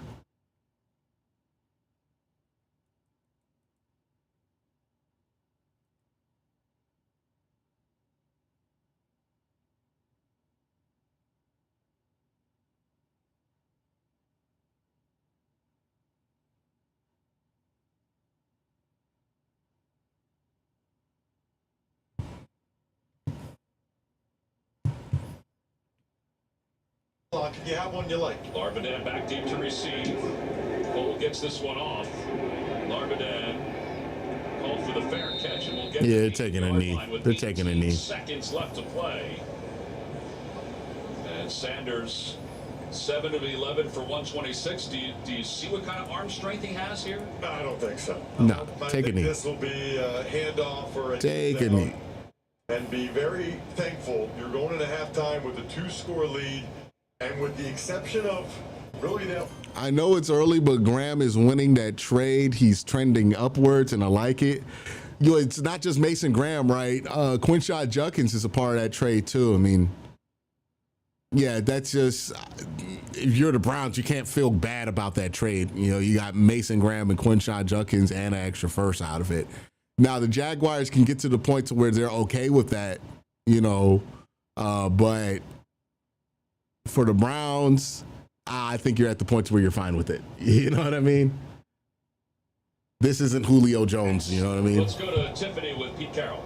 Coach Carroll, Gino's been sacked multiple times. What do you need to see in the second half when it comes to protection and keeping your quarterback clean? Yeah, it's been really hard hitting that chance. And so we have to run the ball a little bit more. Story of the day so far, right? Everybody's going to talk about Shador, and Shador has been, I think, more good than bad.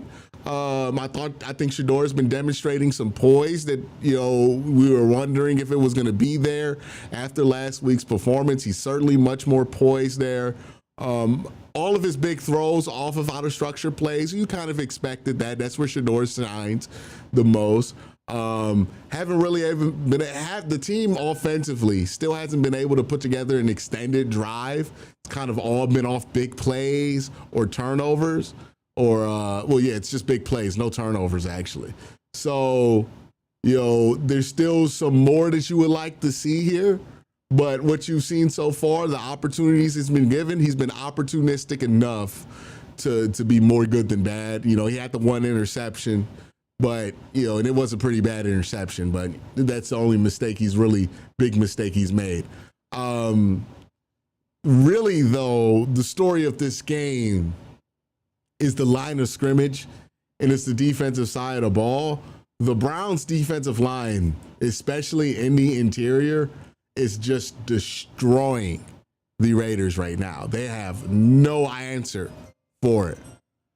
Do you tell Judy off or give him a cuddle?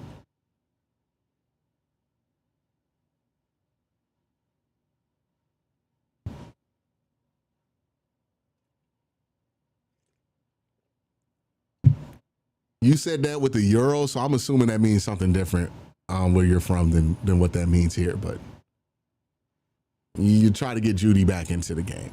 All right. But yeah, the defensive line has just been dominant throughout this game. The interior has. I think Mason Graham's been great in this game. Malik Collins has been great in this game.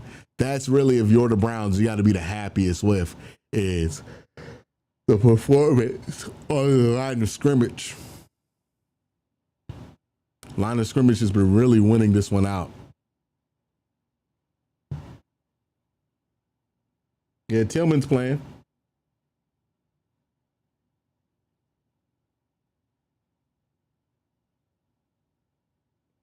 By the way, real quick, got to thank my sponsor for the live stream, Sleeper. Make sure if you want to join the fun, do picks, fantasy football, all kind of stuff. Sleeper has it all. You get you get $100 deposit match up to $100 when you use promo code Worst Take. Make sure you take advantage of it if you live in a state where Sleeper is available. It is great fun. I take advantage of it. You know, I'm in a state where Sleeper is available, so see if you can too. But it's been fun. We've been doing our picks. No picks this week because it got just too late into the week before I was able to get to it. But still a lot of fun you can have on Sleeper, even if you're not doing picks. Make sure you shout out Sleeper. Appreciate it.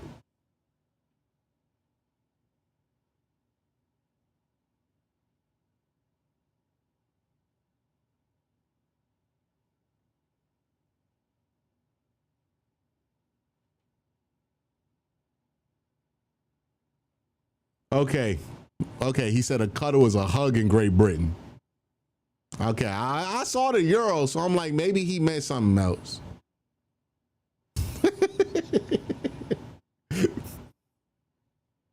I saw the euro. That's why I was like, all right, man, maybe he means something else, bro.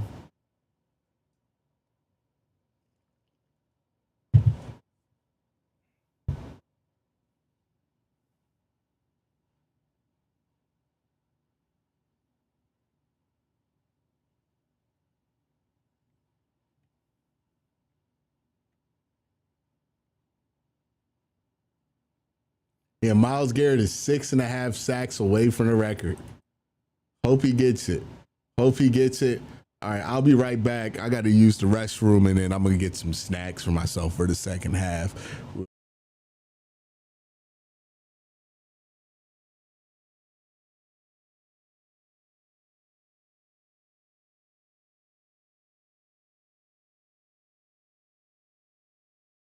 Seahawks take care of business on the road.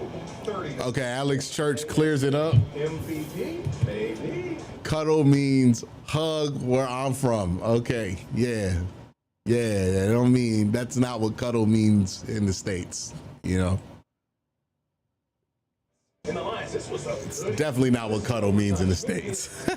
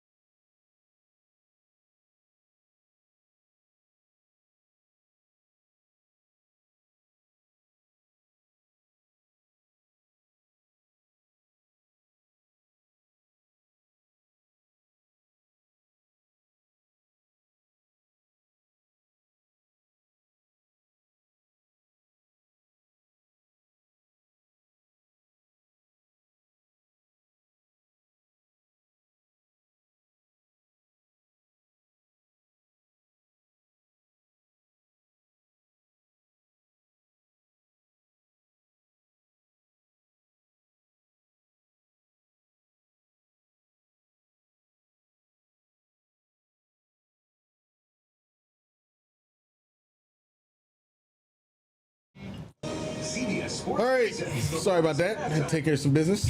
We are back now. Got my bowl of grapes.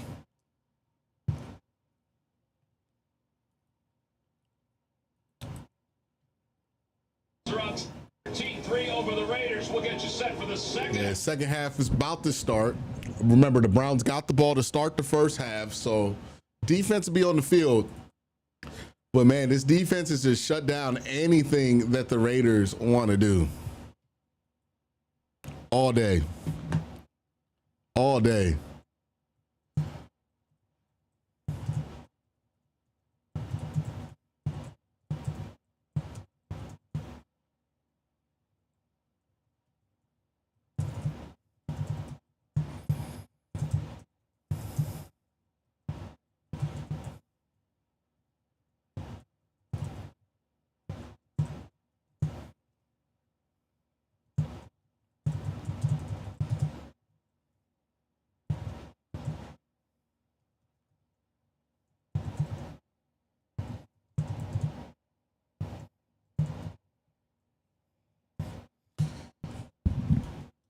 Yeah, we'll see. The defense has to get them off the field to start, but that's been something they've been able to do. It looked like the Raiders was finding a little bit of success there, but it was really just back shoulder stuff, right?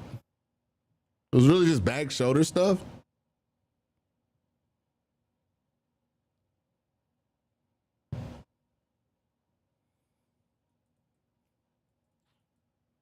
See, right now, if like Shador finishes the half like he played in this half, I think you can justify starting him the rest of the season, right? I think you can say to yourself, okay, he took the job.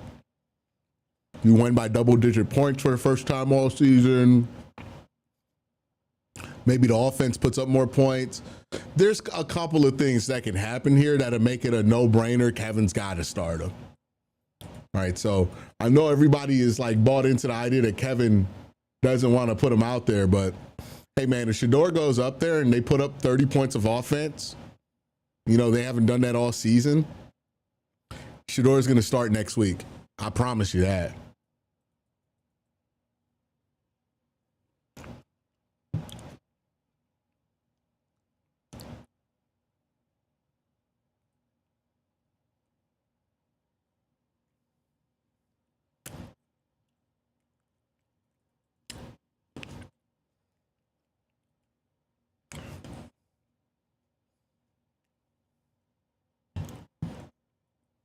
Just shy of the goal line, and it let.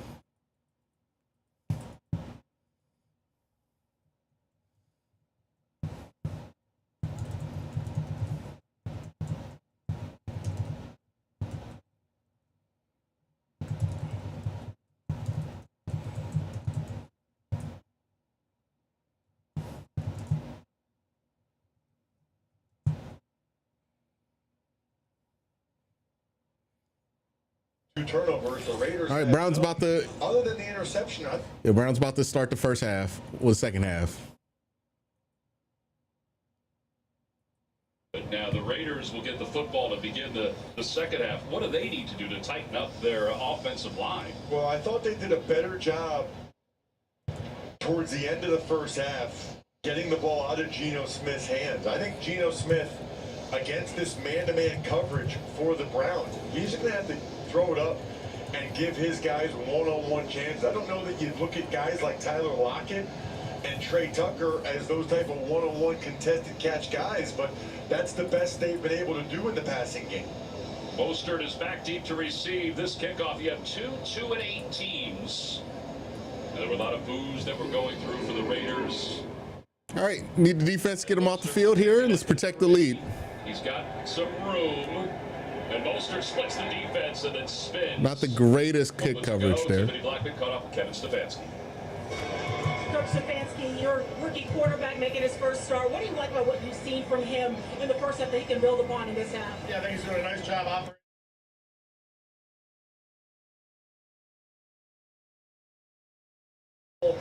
which is really not our recipe. So we got to take better care of the football, and that's all of our players on offense. You guys have dialed up the pressure defensively, gotten a lot of sacks. Why have you been able to get to the quarterback? Well, we have to keep the pressure on him, and a lot of those pressures are coming with four-man rush. We blitzed also, but I think the guys in the back end are doing a nice job and giving everybody time to get home up front. Thanks, Coach. Thank you. Got a first down, the Raiders. You heard Pete Carroll say we've got to run the ball better. They run the ball better. That's the best first down run that they've had this afternoon. It's a gain of 6 Yeah, so if you're the Raiders, you're in a tough spot here because this whole first half told you, hey, you can't triple team Miles. These guys on the interior are too good to triple team Miles. So you're going to have to live with Miles getting just a block and a chip, right? And hopefully that doesn't kill you, because what you can't have is what happened in the first half, where it was just all day for Malik Collins and Mason Graham. And the Browns defensive line just getting behind the line of scrimmage again. So they're going to have to take attention off the edges and put it back into the interior. And that's not where they want to be at all. It's tough, right? People will ask, well, why wasn't Miles double teamed whenever he gets a sack? What the Browns have on the interior of the defensive line is why he's not doubled. To the line of scrimmage clean. It's incredible how often that's not the case for Genty. Third and medium might have to be another blitz pickup, although right now the Browns are showing straight rush. Yeah, Lockett coming in motion, the Raiders do. Smith on third down and 5, throws left, passes complete to Lockett, who walks the all right, so they get across the 50. That's the second time they've done it all game. They've had today. It was 3rd and 14 and a half on average. That is insane. 3rd and 14 and a half. Love the route combination there. Tyson Campbell stayed with Brock Bowers running down the field, so Harden, the nickelback, got caught in the trash. Lockett open. Good first down there. Nice start here. Yeah, they're going to try to stabilize Geno here. Brown's going to look to try to probably get a TFL. It's comfort zone again with Pete Carroll, his coach in Seattle. One first down, Genty. Get a stuff there. There really wasn't much there. Maybe 1 yard. Cameron Thomas came from the back end to make that tackle. So it's always an interesting discussion, Tom, because you can sit here and say, well, Genty's only averaging 2.5 yards per carry on his 13 carries. So should we just keep handing the ball? But I think Pete Carroll and Chip Kelly realize if you get into a game where you're just drop back passing with this offensive line against that Browns defensive line, that's not going to work. But they should take advantage of plays like this when Myles Garrett's not in the game. This would be an opportunity to take a shot or drive the ball. On second down, they fake the pitch. Smith trying to set up the screen. And another sack. Oh, are you kidding me? Are they going to call roughing the passer on that? There's no fucking way they're calling roughing the passer on that. Are they calling roughing on that? Well, the officials are conferring on the far side. Sean Hockey. They threw it right where Isaiah McGuire and Ian Thomas were engaged. So they're having a discussion right now about whether or not it was holding or not. There is no foul on the play. Okay. So here's how that works, Tom. Isaiah McGuire threw Ian Thomas down to the ground. Ian, watch the bottom of your screen. Watch McGuire, 57. He tugs on him a little bit. So they could call that defensive holding. Interesting. But because Ian Thomas is initially blocking and preventing McGuire from going to the quarterback, he's in a blocking posture, they will let the defensive end discard the guy. All right, 3rd and 18. That's a good job by the officials. This was a promising drive for the Raiders. It just derailed again because the defensive line just dominating. A rare missed tackle from Carson Schlesinger, but that's still going to be short of a first down. But that's go for a range. Let's go for a range for the Raiders. So they're probably going to go for this here. To be more conservative. If I'm the Raiders, there's no way you like. Are they going to line it up and try to run here? I think you're going to have to go. And Detroit, in terms of going. What if the Browns want to get Cam Thomas off the field here?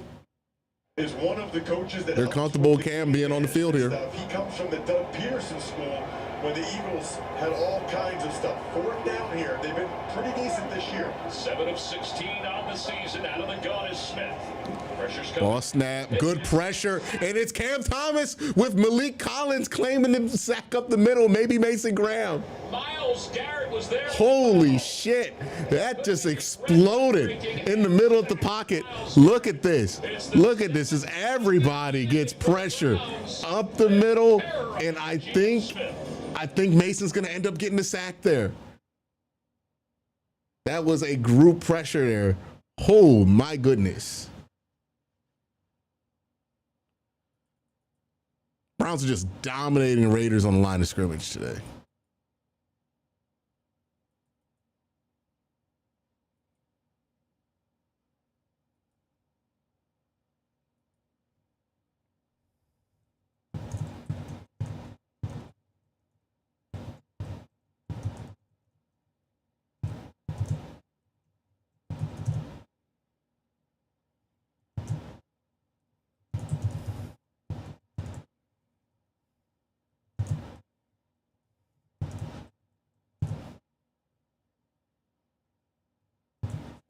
Ooh, it's a clinic.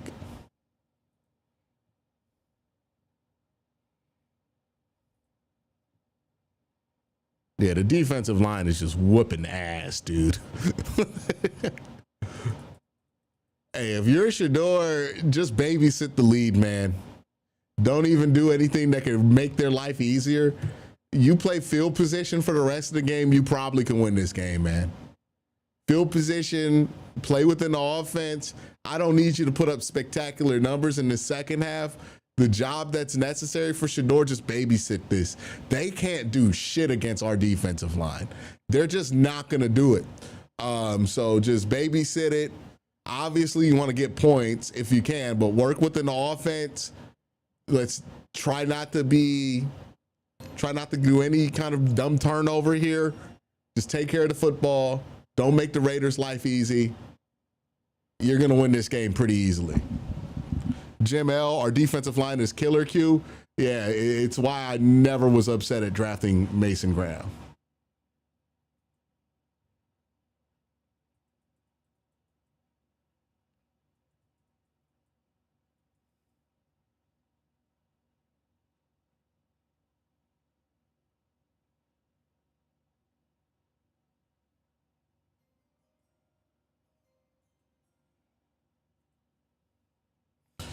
What's our record for the team sacks in a single game? Let me look that up. But if they do, it would be a frat Browns. I think it's 9. Record. But it'll be first down for the Browns. Shador rolling to his left, throws, and it's tipped and incomplete. All right, so let's go back to the. All right, if you're Shador, you got to start to be careful there because they're starting to anticipate that. Right? When you roll out, they're starting to anticipate that you're looking second level. You're going to see some corners try to bait them. So be wary of it, right? So our offensive line isn't the worst in the NFL. Look, the Browns defensive line might be the best in the NFL, man. Like, they can make anybody look like this. So I don't know if I feel comfortable making this a reflection on the Raiders. We got like the best dudes on the defensive line of anybody. You know what I mean?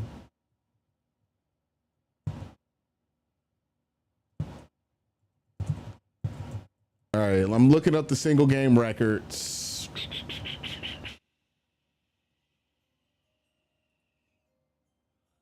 Rough day to be Geno Smith. Yeah, is he hurt? I imagine he's not far away from getting hurt here. Fourth down. Just throw the ball down the field to someone and give him a chance. And it's 17 sacks now against the Raiders and Geno Smith. Geno looked like he don't like this shit at all, bro.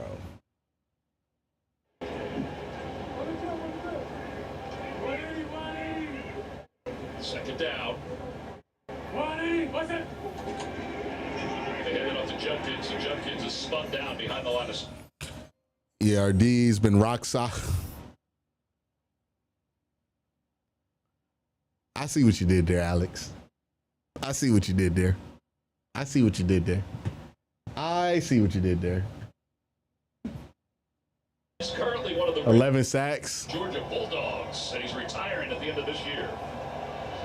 So do you look at a stat like that and say it's hard for them to overcome, or do you say they're due for a win? I say they're due for a win. I say they're due for a win. But we've done a lot of Browns games. But for them to win here, Shador has to take care of the football. Particularly on third down. He finds Malachi Corley chunk play, baby. Hey, we could go for this. I don't think it's... Stu, are we going to play field position, or are we going to go playing field position? I don't mind the choice. The aggressive meathead in me wants to always go for it in those situations, but yeah, it makes sense. Just Bojorquez has to make the punt worthwhile here. You know what I mean?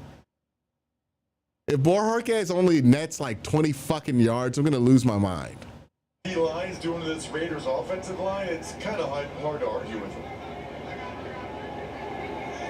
Bachman back deep to receive this punt. And the play clock wound down.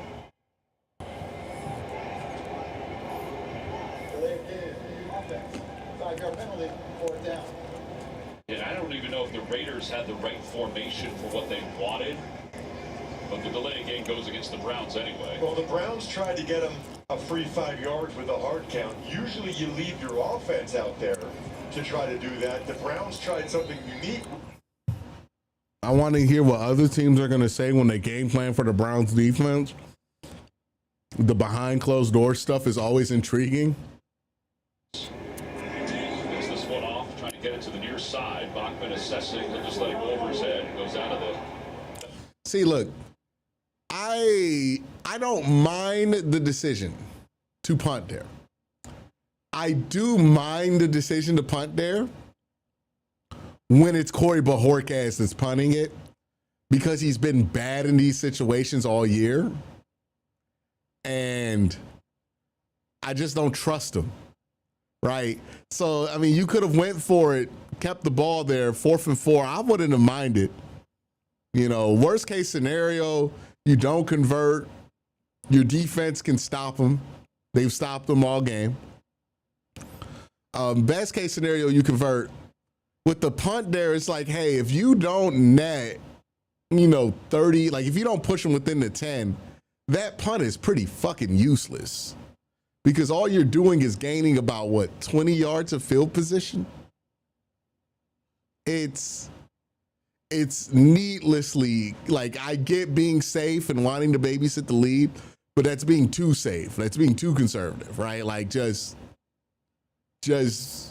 take the chance there when the chance is there, unless you really, really trust your punter. If we have one of those punters you could just trust to knock it within the 10 in that situation, then so be it. But that's not the kind of punter Bojorquez is. He's a field flipper. He's not somebody who's going to be able to do that short distance stuff. He's a long leg punter. He's a big leg guy. He's not an accurate guy. Let's come to Chili's. This Chili's 3 for me is the best $10.99 you can eat. Hey, what's up? Shh. Hunting for holiday deals. I made everything in your workshop. How do you think Kenny feels after watching Gino? I think Kenny's hoping Gino can finish this game.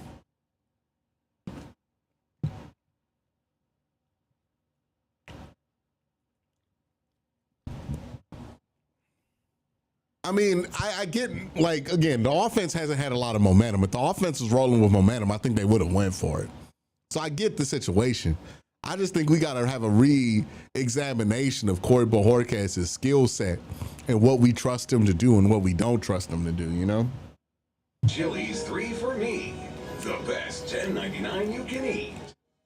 And by Allstate, you're in good hands. Hoover Dam, built between 1931 and 1936. Welcome back to Allegiant Stadium here in Las Vegas. Paul Ross Tucker, Tiffany Blackman, Gene Steratore. I'm Tom McCarthy.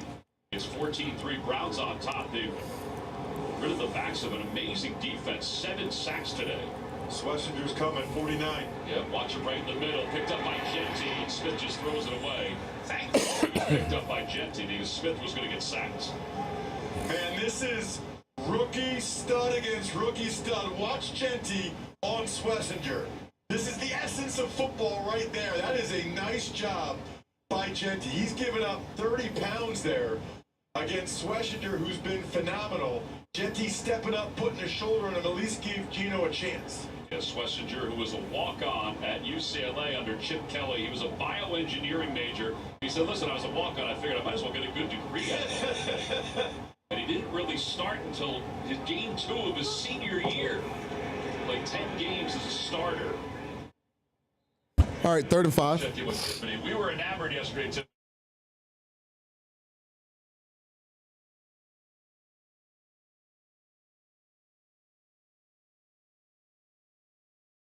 The league and how it reminds him of Ray Lewis, one of the greats. And about that, he said he wished he kind of hadn't said it, publicly. It's a, obviously high bar to meet, but definitely really happy to get that compliment from his coach.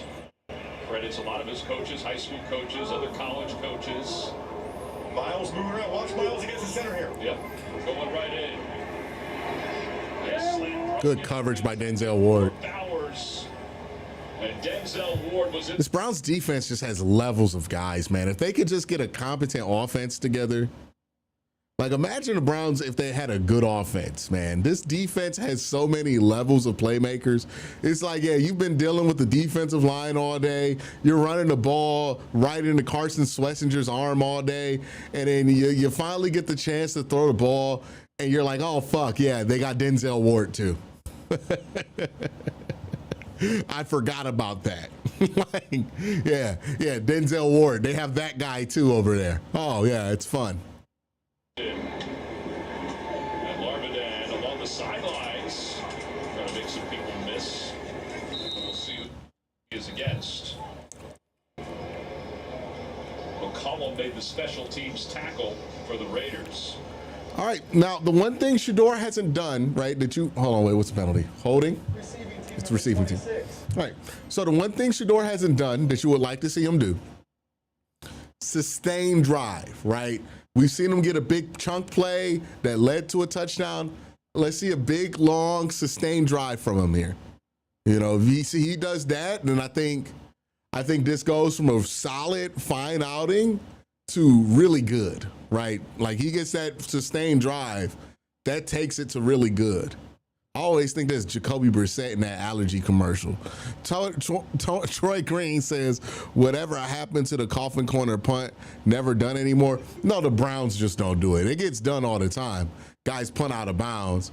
Corey Bojorquez, again, the issue with Corey Bojorquez is he's a strong leg punter. So if you get backed up in the bad field position, Corey Bojorquez is good to flip field position, and that's valuable. What Corey Bojorquez does not do well is directional punting. So if you need Corey to drop one into 10 from the 40, he ain't got you. If you need Corey Bojorquez to, coffin corner or something, he ain't got you. And I think the reason we don't see it is because Corey Bojorquez can't do it. You know what I mean? I think there are guys in the NFL who still coffin corner. It's just we ain't got one of them guys who can do it.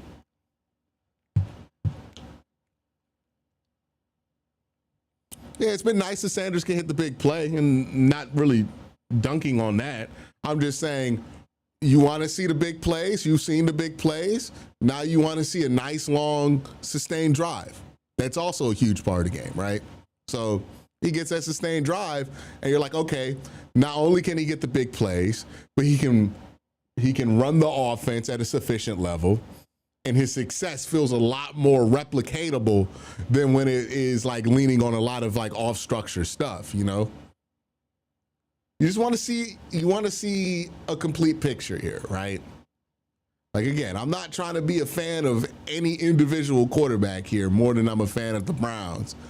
And I'm just trying to look at this and say, hey, what would you want to see out the quarterback in this situation?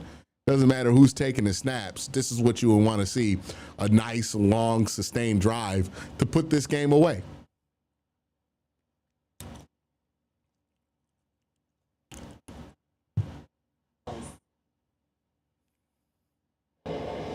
Just 138 yards of total offense for the Browns, but they lead at 14-3 with 8:05 to play here in the third quarter. Sampson is in the ball game in the backfield for Cleveland. And Shedeur Sanders, 8 of 13, 134 yards, 1 interception. First down from the 13-yard line, making his first NFL start. Loops that one to the near side. A flag comes in. Not good. See who the penalties against was. That feels holding. Reception. I always wonder what coaches think about that kind of a pass where that much loft to it in the backfield like that. Well, it's a dangerous pass, but he throws a really beautiful ball. Everybody you talk to talks about how little rainbow catchable it is. He really does a nice job layering the ball and putting. I agree, but we've been playing behind the sticks. Yeah, that's been a problem. One on the near side, one on the far side. There were 2 fouls on the play, both by the offense. Ineligible receiver downfield, number 68. This penalty's declined. Pass interference, number 19. The penalty's 10 yards from the previous spot. Replay first down. Tillman, let's check in with Adam Schott in New York. Trevor Lawrence to former Raider Jacoby Myers. How about it? His first touchdown as a Jaguar. First touchdown this season. 17-14 Jacksonville. Leaving the Cardinals. Back to you. Yeah, Jacksonville, another one of those great stories, I think, this year in the National Football League, even with the Colts doing what they're doing in the South. Yeah, look, they've been behind the sticks all game on almost all their offensive drives here. They're probably going to have to run this one. Sorry, Raiders fans, we can't decide who scores touchdowns. Might be a good time for some play action. Bates in motion to the right side of the offensive line. Shador under center. They run it an extra offensive lineman. They give it to Sampson, who makes one man miss, but then is wrapped up after a loss of 2. Shador Sanders. It's kind of crazy to me that the Raiders just let people wear Khalil Mack's number. Coached in his career by his dad, Dion, obviously, all the way through. And he's only ever been a starter. Correct. See, we asked him what the week was like, and he said it felt like getting back to normal. You know, this is what he wants. He wants the responsibility of the entire organization. He wants the pressure.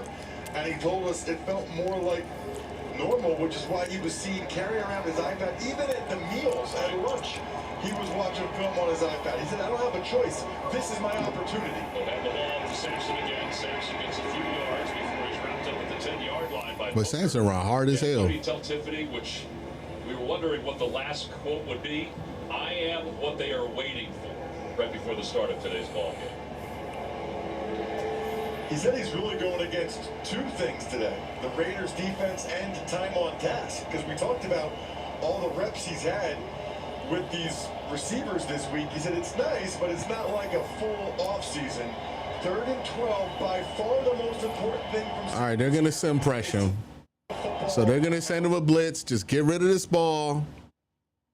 Don't hold it. Don't take a sack. They clock down to 3, now 2. Backpedaling, rolling. Good poise. Good poise by Shador. And that's going to be rewarded with a first down because Harold Fainon's fucking awesome. 5 to the 20. Good poise. That is such an improvement from last week. That right there, that's what I've been talking about. Like, hey, his reaction to pressure has been much better this week. See how he gets that pressure? He doesn't roll backwards. He just stays poised, stands in the pocket, finds a guy coming across, dumps it off, sees what Harold Fanon can do with it. Successful play. That keeps the drive along. Let's turn this into an extended drive and put this game away as we get positive yards on first down, and now you're ahead of the sticks. Really good.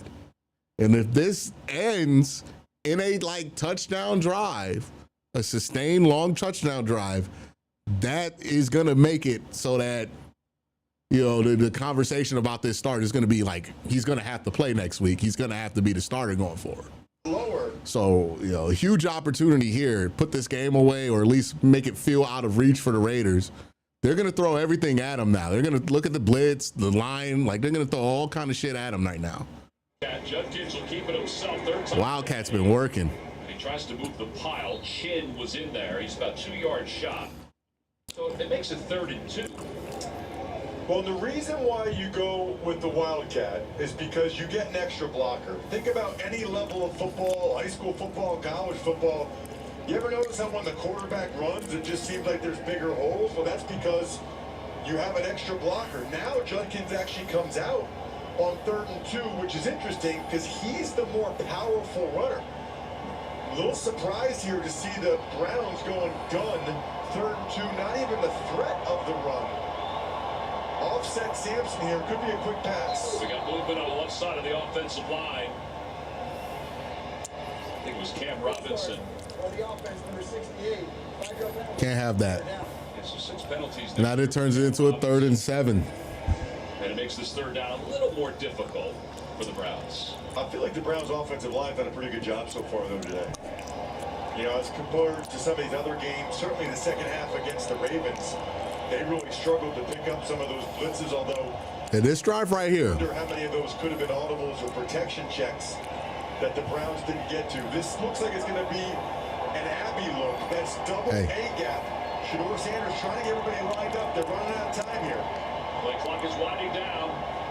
Sampson comes in motion in the backfield, and flags come in. Shedeur just throws it at the feet of Sampson. I don't know what happened there. It looked like there was a lot of confusion on what the play call was.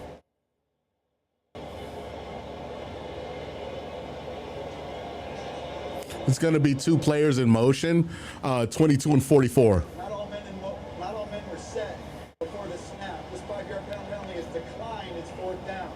So 4th down, it'll make the Browns. Is Njoku hurt? I feel like he doesn't exist. No, they haven't used him much. I don't think he was on the week injury report. He's just not part of the game plan this week for whatever reason. Parts, and it did not go real well. So Bachman is back deep to Reese. It's a missed opportunity there. Not really Shedeur's fault, more the offensive line. Like there was a lot of procedural penalties from them in this drive. But boy, that felt like an opportunity where the Browns could get a nice little 6-7 minute drive, turn this game into the 4th quarter, get 21 points, really put this game away here. But yeah, if you're wondering, hey, if you're looking at this from the Browns coaching staff perspective, what could Shedeur do to take the job going forward? A nice 7-minute drive, scoring drive here. It's about the only thing I think they need to see. If he gets that, he'll be the starter for the rest of the year.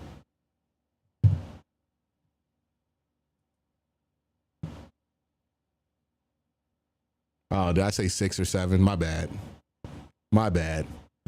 7-minute drive. I apologize.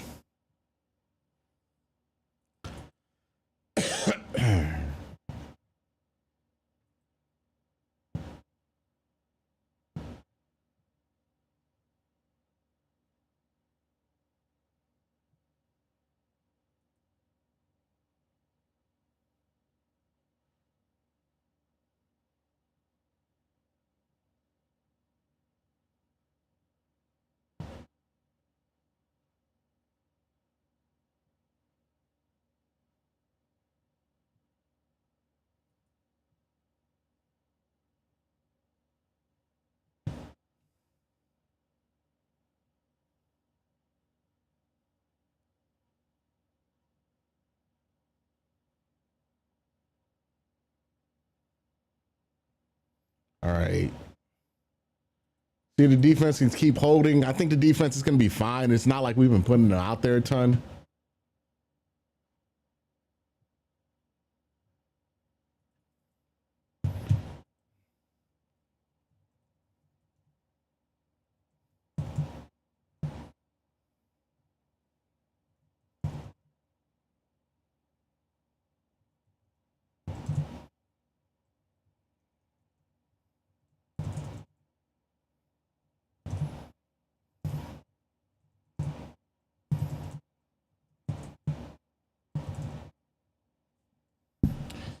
But yeah, if you're wondering what could happen for Shedeur to be the starter for the rest of the year, a nice 7-minute drive, touchdown drive to end the game.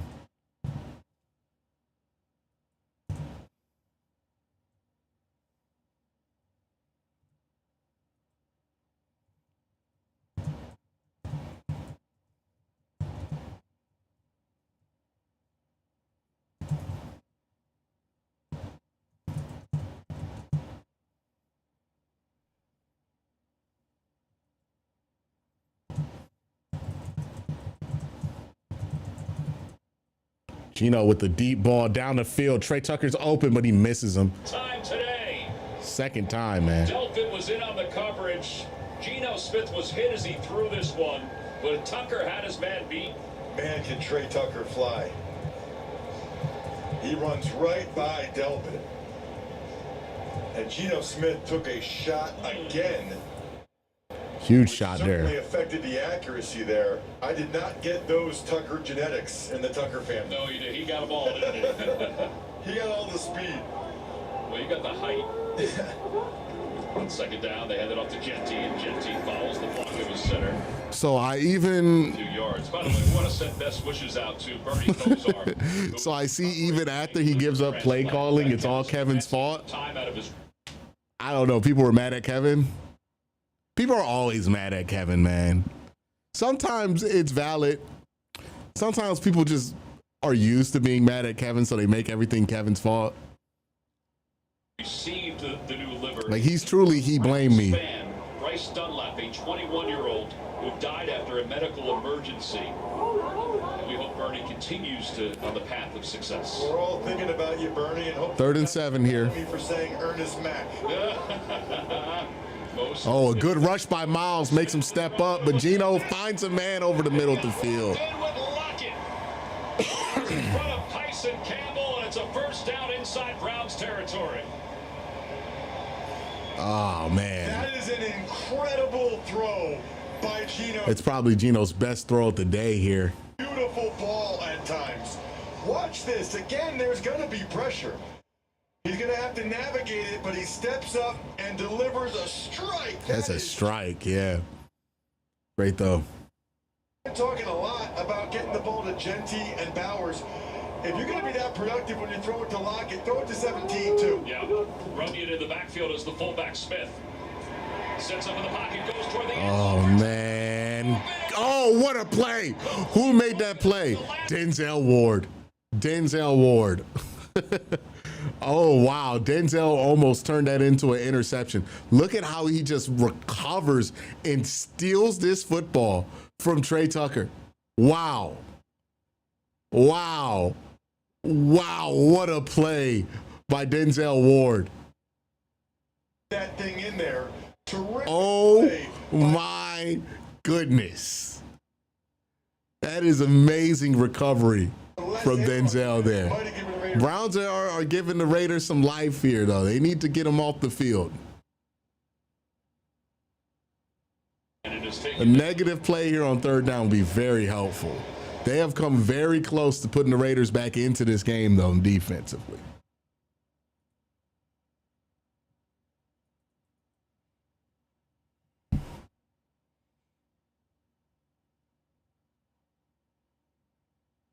Running the post.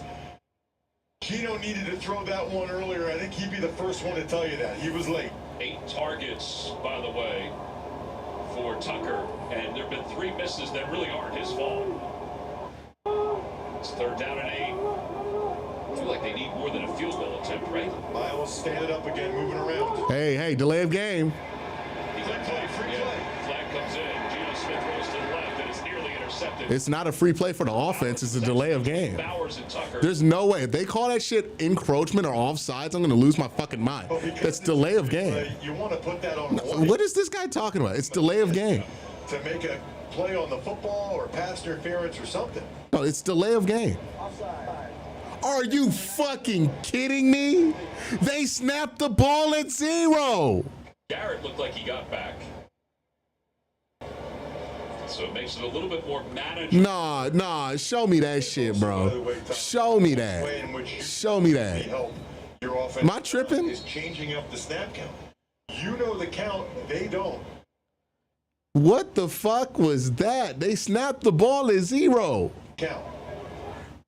How is that? Like, at a minimum, if it's not going to be delay of game, it has to be. It can't be offsides because you jumped the 0 count. Are you fucking kidding me? He dropped the 3rd conversion anyway. They're going to have to go for it. And he just couldn't hang on. It'll be fourth. Kidding me? I think you jinxed him when you talked about the other 3 plays that weren't his fault. He jumped off. Did he jump off sides before the 0? Ford on 4th down. Here's that play. Maybe I'm tripping. Wow. So the Raiders are going to at least line up to go for it. I don't know if I agree with this. I think you need to make it a one-score game. I'm sure that might be what the analytics tell you, but I don't know. I think if you have a chance of making a one-score game, you need to do that. Less than a minute to play in the third quarter. It's 4th down and 3. They are going to go for it at 4th down. He throws it up toward the end zone, and he throws it right past Tucker. Boy, it's the third time. That's the third time, and Gino's fucking furious. Tucker was open again. Yeah. Dude, he got lost here at the back end. I mean, like Denzel Ward rushed back there to try to fix it, but it was a complete blown coverage by the Browns. He just had no time to take advantage of it because I think Isaiah McGuire won his one-on-one immediately. Yeah, on 71. Isaiah McGuire just washed his tackle. Has to get rid of that quickly, and the timing's just off there.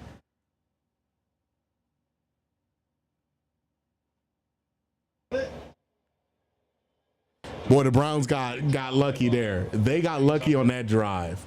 Holy shit. They should have given up a touchdown. All right, you're Shador. Get this long drive here, score a touchdown, put this game away. Shador, pressure's coming, flag comes in, he overthrows his receiver. And more flags come in. That may be a late hit. It's going to be a late hit. The penalty. Adam Butler was in the backfield after Shador threw the ball away. So are you saying the Butler did it? I think the Butler may have done it. What show is that? Clue? It's Clue. You got board games coming all over the place.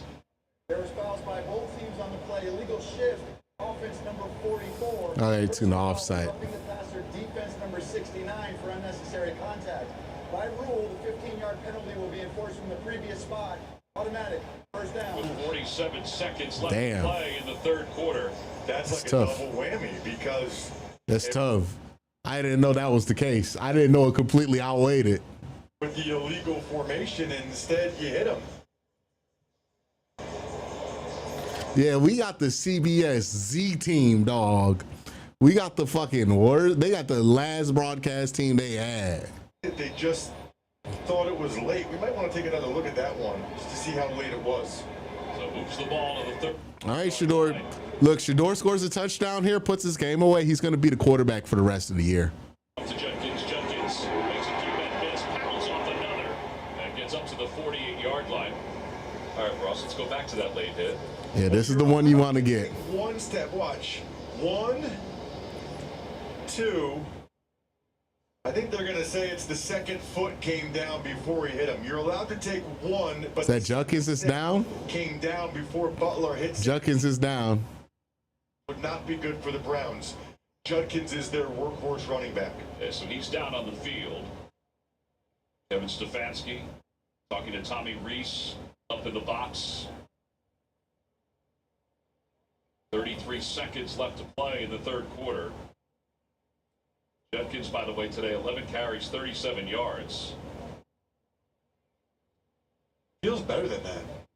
It does feel better than that. I mean, 3.4 yards a carry, but just feels like he's done a better job than that. But we'll step away while they tend to judge. Yeah, the reason it does because he's overcoming his offensive line every time he's running the ball. And a couple of those are short yardage runs in the red zone. Whereas like he got 2 yards but scored a touchdown. Believe every snap. No, it's the best, man.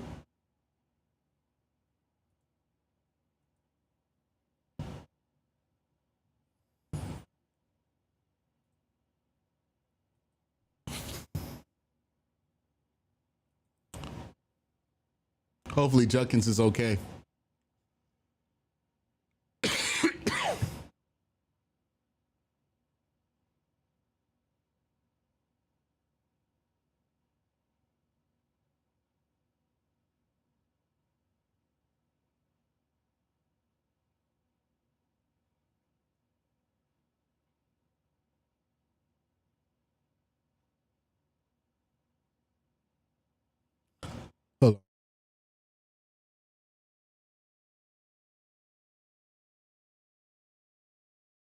It look like concussion protocol.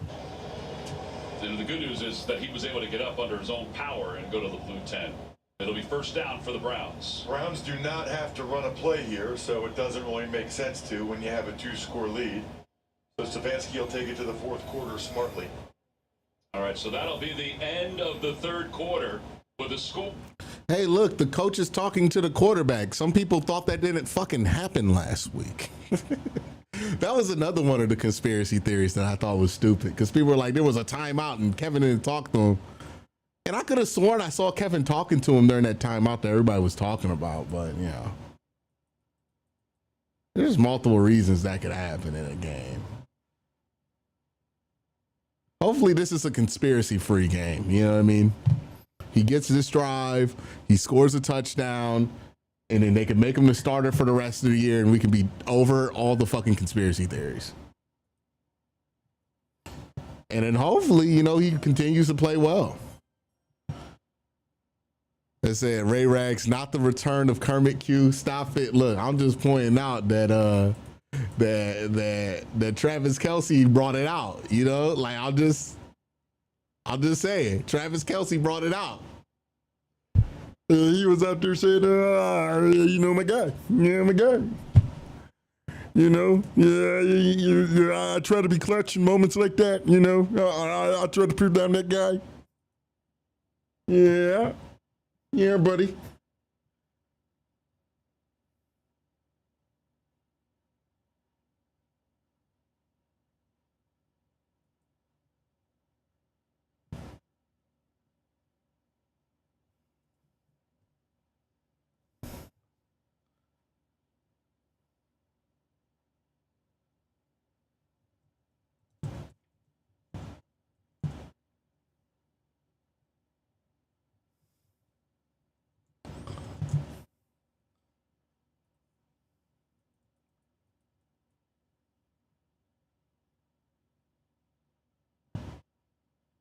Yeah.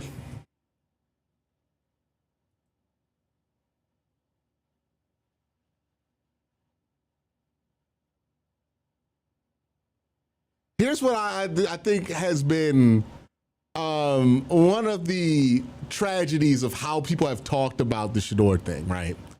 Behind the scenes, we have found out over the last couple of weeks that the Browns are doing this thing called Hungry Dogs. And what Hungry Dogs is that coaches and players who want to get extra reps, who are younger, they have extra practice sessions basically with the team that are completely voluntary that they can go to, that, you know, the coaching staff makes sure it has stuff there, that they've been putting in extra work in. There's also been individual work that Kevin has done with Shedeur behind the scenes 3 days a week. And there's also been a lot of work just in general done. Huge improvement from last Sunday. Yeah, just a lot of work has been going into preparing all of these rookies, Shedeur Sanders included. And the idea that these guys, these coaches who are putting in all this extra work behind the scenes to, you know, help Shedeur get better at his game were somehow the villain in Shedeur's story, I think is ridiculous when you look at the amount of work, the extracurricular work that not just Shedeur has put in, but his coaches as well, to get him ready. I think you have to, like, and obviously Shedeur gets a lot of the credit for just doing the work as well, right? And putting in the work and getting better. They just, we got Thanksgiving coming. Junkins came in and came out. The children's table, the kids' table, while everybody's else was at the adult. So, you know, I think it's been kind of unfair, whether you think this coaching staff should stay or not. They've put the work in to try to help develop these young guys. They've really dedicated a lot of extra time to it. And for them to be painted as if they're trying to make Shedeur play worse, I think is kind of ridiculous, right? So, yeah, if Shedeur plays well and the offense is moving better with him, they're going to start him, right? Just throw that one out of bounds. They're looking for a flag, and they get it. Came out of retirement, moved to linebacker, and he just rode Sampson back and probably a little too excessive. That had the potential to be a really bad play for Shedeur Sanders. That was your right time. He was drifting backwards. No, but Shedeur caught himself, though. Again, I have no complaints about his pocket habits right now. You know, he caught himself about to drift back and roll around, and he threw the check down. We've been asking him to do that. After the play was over, personal foul, unnecessary roughness, defense number 33. This 15-yard penalty will be enforced from the dead ball spot. Automatic first down. Adams, who was part of Pete Carroll's secondary in Seattle, they moved him to linebacker this past off season when they. I don't know when Hungry Dogs has started, but I think it's probably been going on since the start of the season. I don't know if it's training camp. His energy, you know, like a lot of these veterans on defense for the Raiders, he got a chip on his shoulder, but that's just not smart. You know, whether you heard the whistle or not, you have to know that play was dead.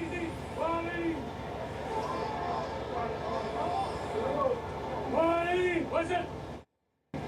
Sanders stumbled a little bit, gets it to Sampson, and Sampson. Good run. He's going to go. Oh, he almost had it. Taken down by Pullout. Beautiful job by the right side. Watch these two guys right here. This has been the best the O-line has looked since possibly all year. I don't know if it's just the Raiders are that bad or what, but it's nice to see. I agree. This is the first time they've been able to impose their will on an opponent. Really big run. All right, Shedeur, finish this drive and take the starting job for the rest of the year. That gosh for the Raiders, that Pullout was there to make that tackle. It'll be first down. Sampson again in the backfield. Shedeur just changed the plan. Same play, back to Sampson. He's wrapped up behind the line of scrimmage. That was Max Crosby. After the game, time permitting, it's the State Farm post-game show. Our guys in New York are standing by with the latest NFL scores. All right, they're keying in on the run. Let's do something different. This Max Crosby today, who's a terrific player, he chased that down from the backside. When you heard Shedeur Sanders in the center, Ethan Posick saying, can, that means they're canning the first play and going with the second.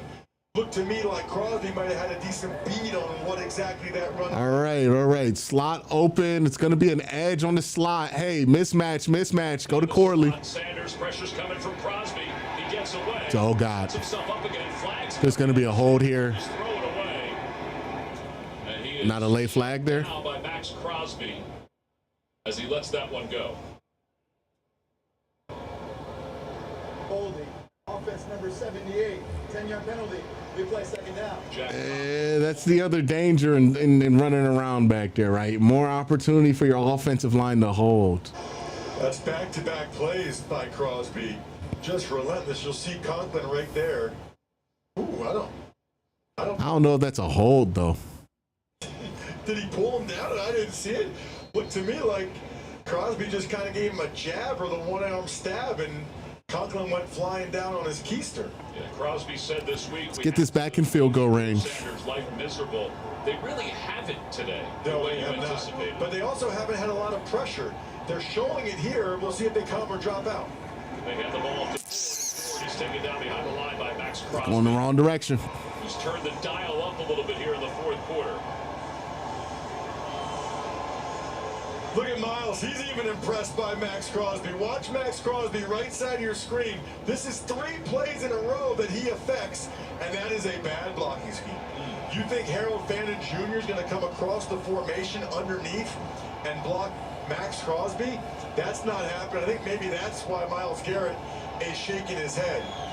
3rd and forever. Again, not only protect the ball, if you're screen, just throw a screen. They're going to blitz you. to get a more manageable field goal attempt. On 3rd and 27, he's looking long, and he overthrows his intended. Oh, my God. Oh, God. Don't do that. Oh, okay. He dropped it. He dropped it. To get those yards that you talked about? Very surprised. Just got to go underneath here and get some yards. You got to go underneath here and get some yards. I mean, you almost turned that thing over. Go underneath, get some yards. Just get an easier field goal for your kicker. One of those where they're not on the same page. And now this is a really long field goal attempt for Schmidt. Yes, Schmidt on a 55-yarder during warm-ups this side of the. This is really long here. 50-plus yards, not guaranteed at all. Schmidt bails us out. Got us. just inside the left upright. It's 17-3. Browns on top. For the big, for the small. Oh, I don't think that was a great drive by Shedeur. Yeah, I don't think he made good decisions on that one. Hopefully they get the ball back. He can have a better drive the next one, but I don't think that was a good drive.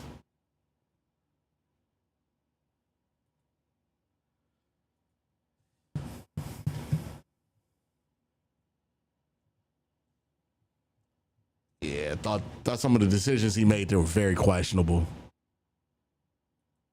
Just settle in, right? You know, I think they just need to have a conversation on the sideline, settle in. Hey, look, we know you want to get the big play here.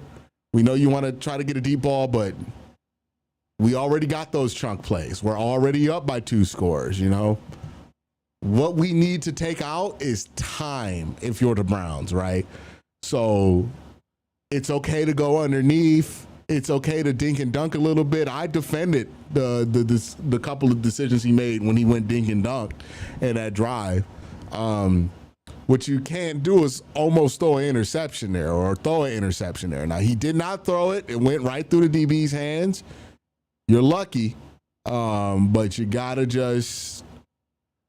have a better feel for what time in the game it is than that right there, right? Like, just gotta fill it out a little bit better. Because yeah, it would be nice to hit a nail in the coffin, but you can do that and take your time. You know, situation like that, just get that field goal closer. Make it a higher percentage situation for your kicker. Because the odds that you throw an interception to Tillman there are way higher than you completing that pass. Double coverage down the field. Tillman's not even expecting you to throw it. I mean, you're fortunate that didn't get picked off the decision alone, let alone what actually happened there. That was 100% Shedeur's fault there. Like, it could be Shedeur's fault and not be Hayden, guys. Let's relax. I've been pretty positive on Shedeur all game.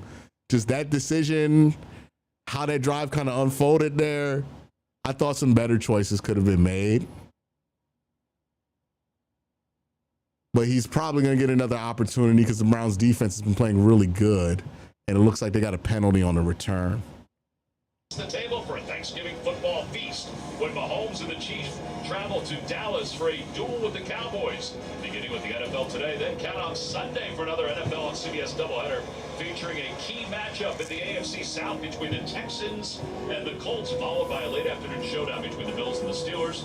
Beginning once again with the NFL today at noon Eastern right here on CBS and streaming on Paramount Plus. All right, I think 17 can win it though. I think 17 can win it. We just got to take care of the ball. New England at 10-2, best record right now in the AFC. In the NFC, Eagles are leading the Cowboys. Cowboys 4-5-1 right now. I'm not sure the Vikings are in the hunt anymore. Yeah, I don't know. By the way, there was a penalty on that kickoff that moves the ball back to the 17-yard line. Smith to throw. Pass is complete to Ian Thomas. Thomas getting more reps because Mayer is out with an ankle injury. That's his first reception, the veteran Ian Thomas. 7 years with Carolina. Hasn't scored a touchdown, Ross, since 2020. Man, you do a lot of research. Yeah. Sticking with Schmidt looks like a good call. Hey, shout out to AB on that because I wanted him cut. Yep. I still didn't have hair in 2020, but I wanted to bring it up. All right, defense, let's solid up. Off the play fake to Genty. Myles Garrett. Oh, and it's going to be a half sack, him and Myles. That is the 8th sack of the day for the Browns. And for Garrett, I think that's 1.5. a single season record for sacks. Are they going to give him the whole? He's inevitable. Coming around. I think they're going to split this one. I think him and Mason are going to end up splitting this one. I don't know. Yeah, him and Mason are going to end up splitting that. That's a half sack. That's still the record. 16.5 is his most. Browns record. I think he's going to end up getting a half there. I think they're going to give him a halfie. Ever has a lead is just insanity the year he's having. Well, and what a Joel Bitonio tell us yesterday, he said our defense has played so well. False start. Comes in. Our defense has played so well, we feel like we should be better than 2-8. Number 7, 5-yard penalty, second down. And that's one of the other things that happens when you're trying to block Myles Garrett. Forsyth just false started. I can't even begin to describe to you, Tom, as an offensive lineman, that's all we would have talked about all week is Myles Garrett. How are we going to double him? How are we going to chip? How are we going to slide to him?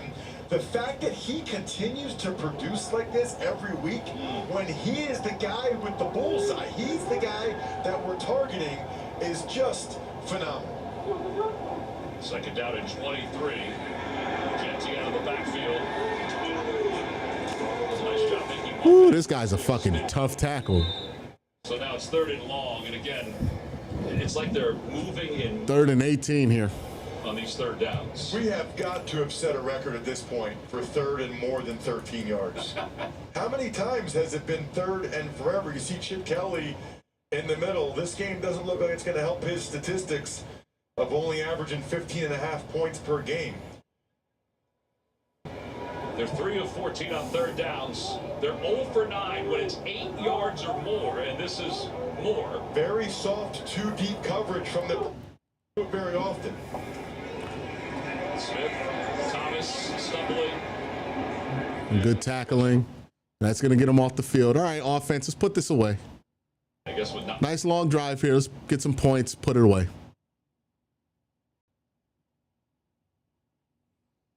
A lot of man-to-man, a lot of single high safety. That time they went to 2 deep and said, hey, we'll let you throw the ball underneath. We're going to rally the ball and make the tackle. A.J. Cole on. Put this one away. Punt of the day.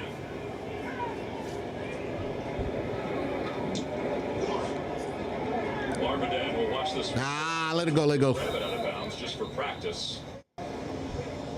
And Shador with a 14-point lead coming back in. 9:20 to play here in the 4th quarter. That Burger King double cheeseburger, a quarter pound of beef. All right. We want to check some scores around the league. Let's do it real quick, and I'm going to check some scores around the league with the app of Sleeper. Sleeper, get 100% deposit matchup up to $100 when you use the promo code WORSTTAKE. Make sure you join the fun. And on Sleeper, you could do picks, you could do fantasy football, even just news on the Sleeper app. So make sure you guys go check it out. All right, Face Disabler says Genty will be a monster if he gets some support. You got to get away from Chip Kelly. I think Chip Kelly's bad for running backs. That's my argument. I'm going to stick to it. I think Chip Kelly's bad for running backs.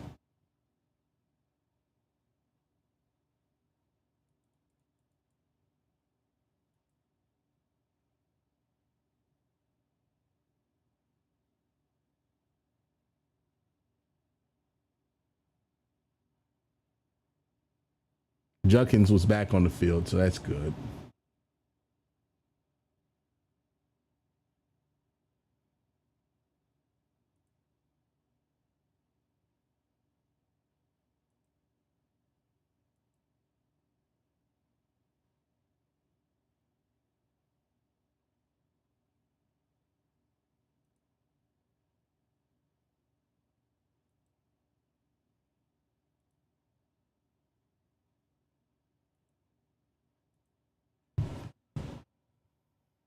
If you have nausea, vomiting, stomach pain, tiredness, rash, swelling, trouble breathing or swallowing, tell your doctor about lightheadedness, weakness, fever, pain, tenderness, redness, or swelling between the anus and genitals. You may have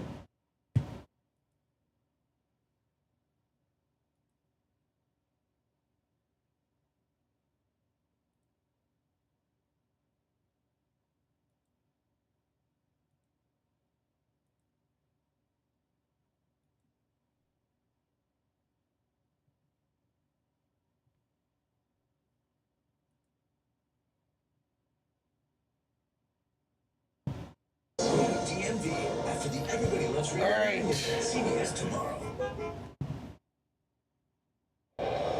Very frustrated Geno Smith on the sidelines. His team is down by 14. He's been hit all day long. There have been 8 sacks for the Browns, and now Shador Sanders. All right, Shador, let's put this away, man. From the 33. Let's have a good drive here. This is his specialty. And then he stumbled. His footwork was not great on that pass. pass. Yeah, it's a little off. Andrew Berry and the management for the Browns. I'm sure there was an anticipation even for them. Jimmy playing the fuck out of solitaire on that phone, though. Look at him. He is focused. That boy managing his fantasy football waiver wire. What you think Jimmy doing on that phone? You think he on FaceTime? Took a rough L yesterday. He probably on the internet with big ass font. Yeah, I guess I have to root for them, even though they're my rivals. He stared at that phone crazy. Back in the game. That's a good sign for the Browns. Second down, they go to him. Trying to stiff arm his way away from Shin, and Shin. Miles has as many sacks on the year as points today. Yeah, it's crazy. Another 3rd and long here. They really The dreaded 17 points, right? The Browns haven't been able to break through 17 points a lot this year. Didn't get ahead of the sticks there before 3rd down, so now they're in a very familiar position here. last week. You should bring the house and throw some different things at Shedeur Sanders that he hasn't seen before. They're going with an empty set, which makes the defense declare who the known blitzers are. Here comes Sampson. Raiders are not showing pressure. They go to Sampson out of the back. There's space. There's space. There we go. That's game. That's game. Great play call. Great play call. Good execution. And he's probably going to be the starter the rest of the year. There we go. It's just a simple screen execution, but you just want to get to it there. First touchdown pass in Shedeur. Oh, that's his first touchdown career. And it was just a quick, safe pass. And it's from, it's a design, like there's nothing to that pass, right? Like that's just get it out. But it's a layup. But we've seen those layups be missed by Dylan Gabriel, right? So that's good for Shedeur. It's ironic, too, because Dylan Sampson has caught the first touchdown for both quarterbacks. Put that fun fact out there.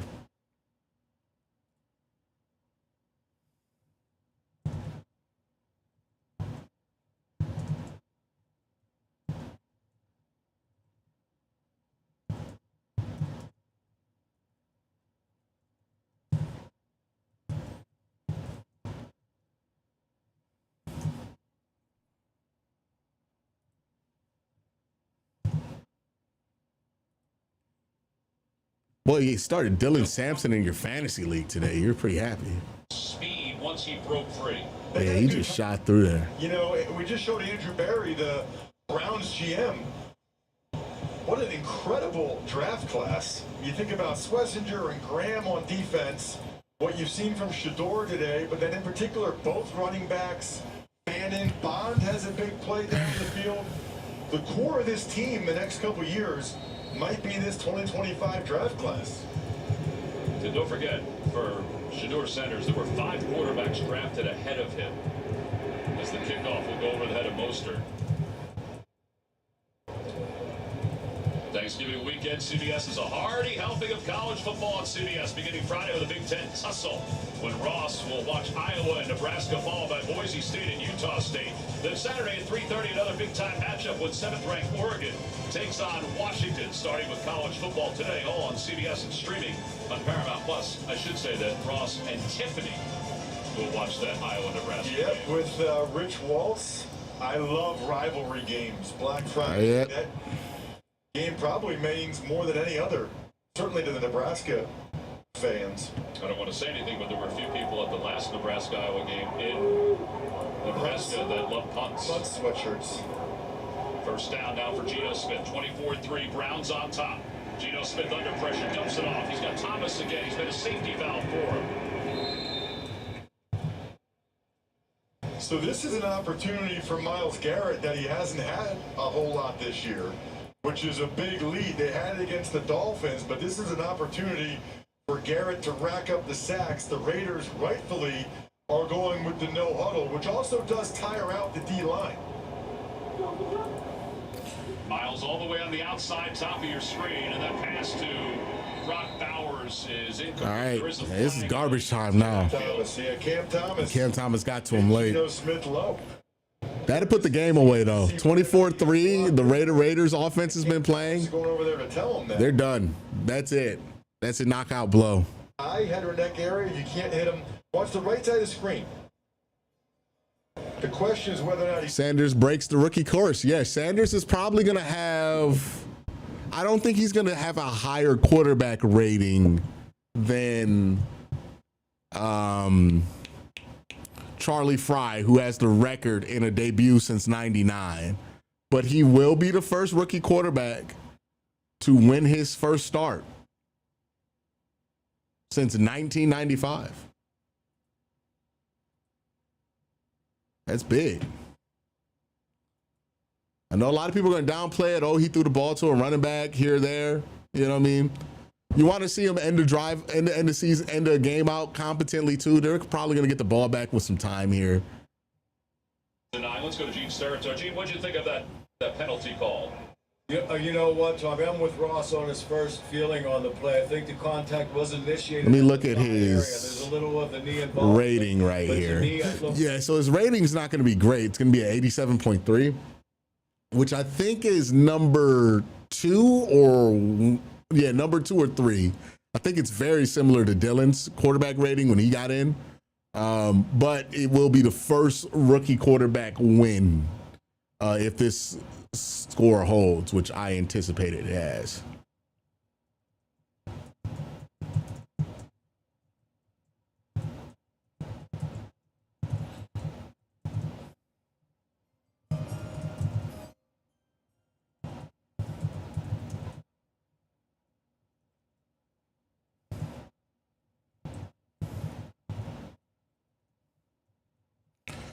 Phil Cordes says, fan or not, if Shedeur ends up being the quarterback of the future, we are in a really good spot to turn things around.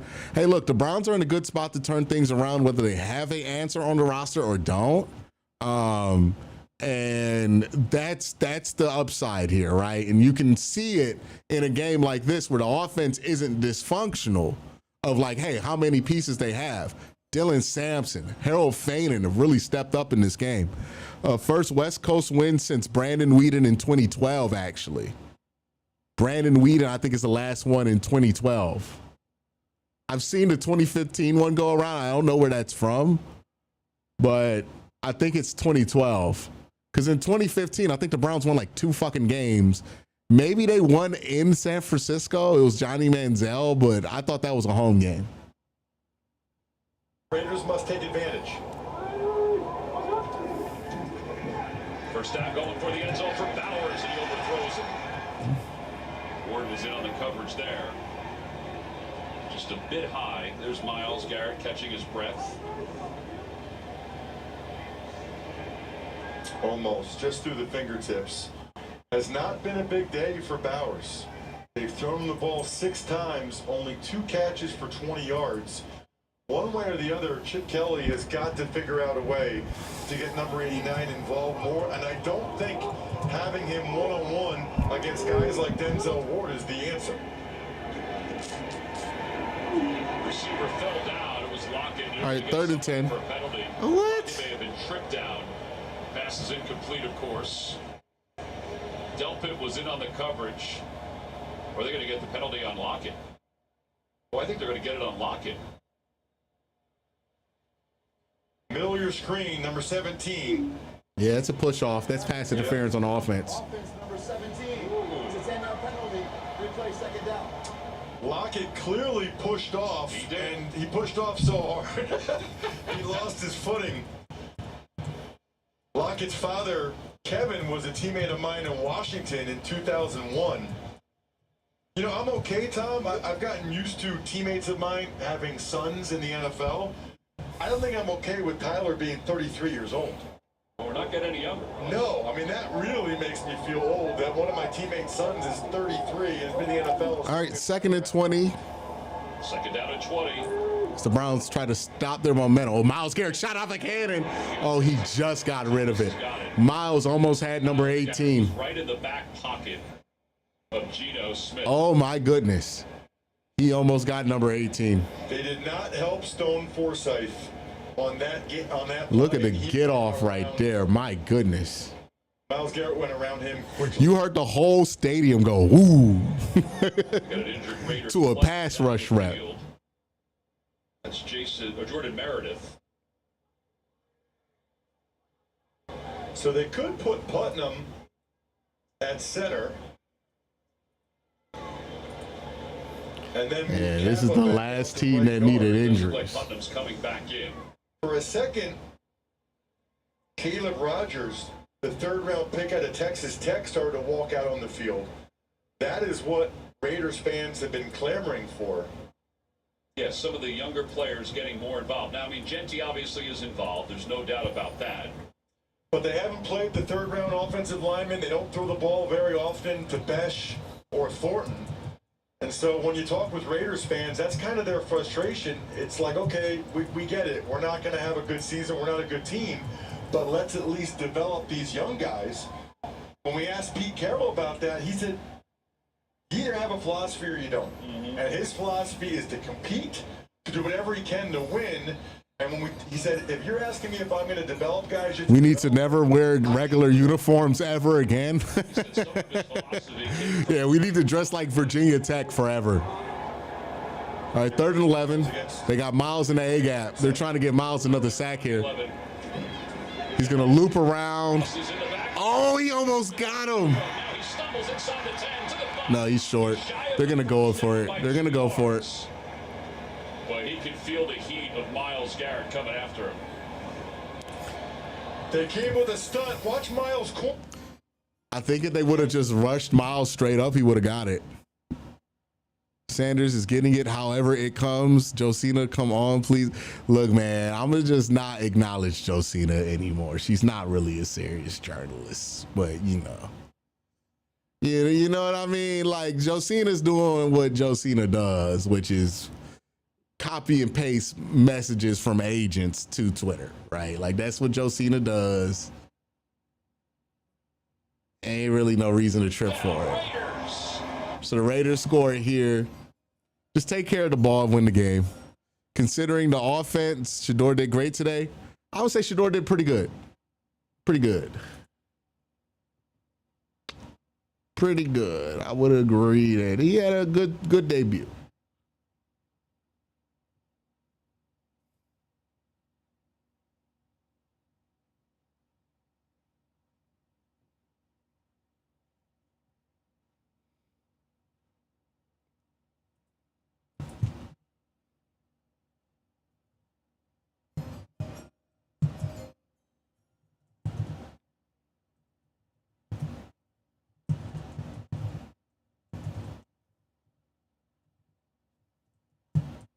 Miles is a night terrier. He was pretty good in that last drive. Unfortunately, they weren't able to keep the Raiders out the end zone.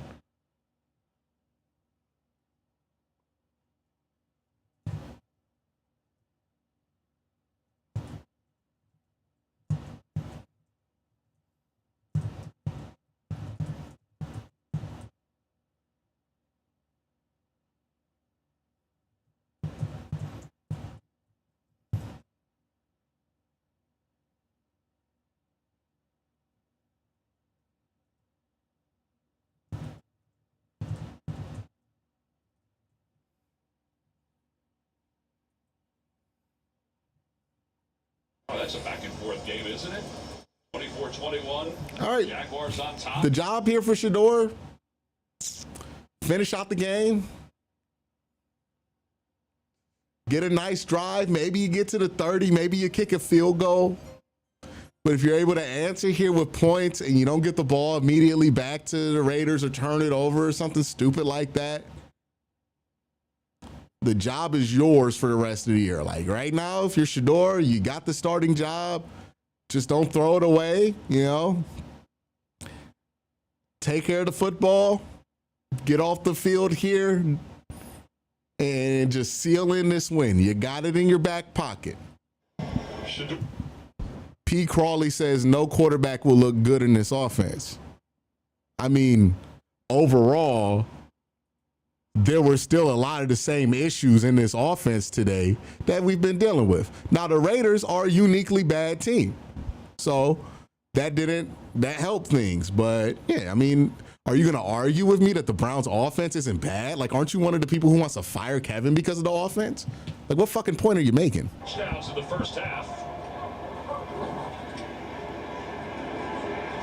And he may have gotten a couple of yards. They're going to start in Wildcat. Made that tackle. So now, even though there's still over 4 minutes time to manage the game, if you're Shedeur Sanders, and by that I mean... Yeah, just manage the game here. Finish it out. You do that, you'll be the starter for the rest of the year. Nothing, you don't got to do anything too spectacular here. Just take care of the football. Clock management, football acumen. And you wonder how much control they'll give him in this spot. He said, I understand that they want to worry about me, but I don't want them to worry about me. They're going to have to throw here. Behind by Max Crosby, and a timeout called by the Raiders. Well done by Shedeur to take it down to 2 seconds on the play clock. And I agree with Pete Carroll to call a timeout now. You don't know what's going to happen. You might score a touchdown, kick an onside kick. Use the timeout and stop the clock now while you can. And give me an idea, you know, when Sanders says that this week feels normal for him again, this is part of the normalcy. Absolutely. About, right? Being the guy. Being the guy that everybody's looking 39. It was highly abnormal for Be a him. big conversion here if you're Shedeur. Browns have 8 sacks today. Isaiah Bond here. The speedster along with Tillman. Let's see how much confidence Kevin Stefanski and Tommy Reese have in Shedeur Sanders in his first start. Now, he's thrown the 9 here a couple of times. First down. See Antonio directing traffic at the left guard position. He said he would do more of that today. And give it off to Judkins. Judkins, not much is there. All right, so they didn't want to throw this at all. They're just going to take the time off. Timeout again by the Raiders. They're just going to trust the defense with the 14-point lead. I don't mind that. Fourth quarter. And the answer is no. The Browns did not want to put that on Shedeur Sanders' shoulders. I'm okay with that. You know, the way their defense is played, although their defense can't be as soft on this next possession as they were on the previous one when the Raiders went to the no-huddle. Orquez to punt. Bachman back deep to receive. All right, let's be sound here. No big chunk plays here. You could give up a 14-point lead easy here.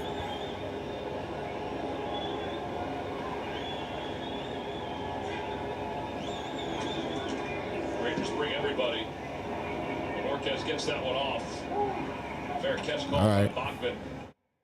Part of the storyline today is Shedeur Sanders making his first NFL start, but it's also the pressure that the Browns have put on Geno Smith. All game long, Geno Smith has been under duress. That one, you'd like to see him get rid of the ball. This one, I mean, a lot of these, I think he could have gotten. The Browns, look how many of these, they have a nice rush up the middle. That one, they funneled Geno Smith to Garrett, but I've been very impressed with the D-tackle rotation for the Browns and the pressure they've gotten. They need to come up and step up again. 8 sacks, 19 hurries or pressures. He's under pressure again. And he's going to go down again. Another sack for There the you go. Browns. There you go. Way to bet on defense, but defense show up. Was the first one there. McGuire was there as well. Ross. Browns had 9 Watch sacks. this. Watch the 2 D-tackles, okay? They're just these dudes over. This called Woo! Right up his chest. They both fall over. Woo! Nothing fancy. That's just a bull rush. Remember the Number 94 again. 11 sacks. They have 9. Good tackle. Oh my God. Schlesinger almost made a really good play. Schlesinger slowed that down. I mean, he was going to get the first down as Weston to get in there. Somebody got hurt. Is it Genty? Again, by Mason Graham. He's down. Yeah. This was actually one of my concerns with Genty coming out of Boise State. It's just how many. So Swess kind of tripped him up earlier in that run, which slowed his momentum, and then Mason just finishes the fucking play. Jeez. By Graham. It was, and I think both of these could be true. I love that by Mason Graham. Of course. You're finishing the play. If you're a Browns fan, that's what you want. You want your D tackle that you took in the top 10 to be a dog and to be out there trying to deliver punishment. Hopefully Ashton Genty is okay. He takes so much punishment seemingly every game. 3:18 to play in the fourth quarter. Third down and 5. Smith gets it off. Bowers. Has the first down. All right. Get him off the field here. The Raiders will hurry up to the line of scrimmage. They got the first. Get him off the field in the next set. Toward 3 minutes to play. Browns are bringing in a new D-line, but the Raiders didn't substitute, so the Raiders could have quick snapped it. First down play, middle of the field, Bowers again. Bowers inside Browns territory. All right, we're looking a little too loose here. A gain of 9. The Browns are allowing the Raiders to complete these passes underneath, hoping that they can buckle. Mason Graham is having a super great game. Yeah, he's playing extremely well. Another first down, Mostert, who's in there for Genty. Schlesinger makes the tackle. But they're also taking a lot of time right now. Yep. They got to get another. They got to get another play out here. This is the right defense if you're the Browns. I know the fans might get frustrated, but. Oh, strip sack. The ball's loose. The ball's loose. And that's Malik Collins has got it. Myles Garrett, number 18. Recovers it, the 10th. 3 sacks. Will give Cleveland the football. 3 sack Myles.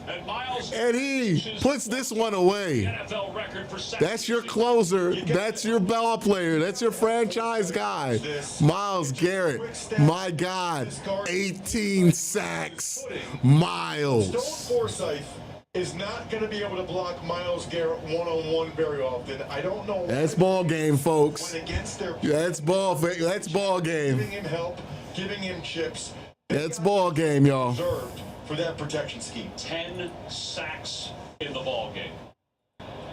And now Judkins out of the Wildcat.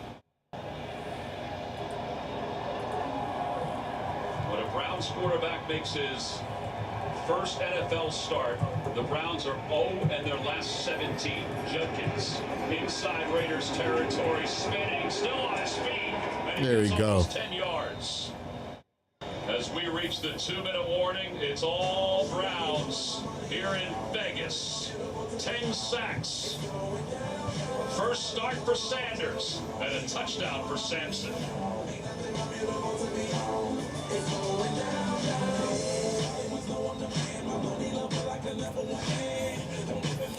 I get it. It's hard to change. Me? I'm pretty loyal. Been on the same team for 17 years. Same coach for 11.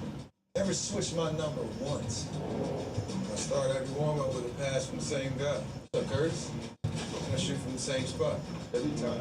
You can imagine how good something has to be for me to change.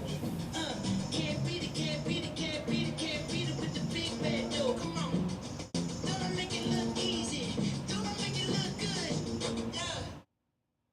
Extra value meals are back at McDonald's.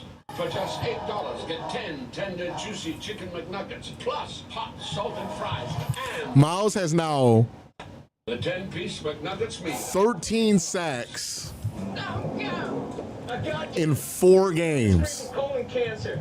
Also, I'm just going to porch. Cologuard is for people 45 plus at average risk, not high risk. False positive and negative results may occur. Ask your provider or request Cologuard online. Your home is your happy place until you come back to bad odors.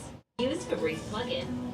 It has a microchip that alternates between 2 scents to fight odors and provide freshness for up to 50 days. Try Febreze Plug.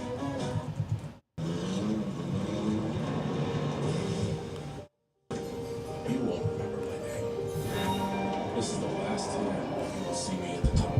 I want to keep Ray Rag says he has to be close to having the most sacks over a 4-game period. Yeah, this is Reggie White, Lawrence Taylor shit right here, bro. Like, this is Reggie White, Lawrence Taylor shit, bro. Like, insane. Insane, dude.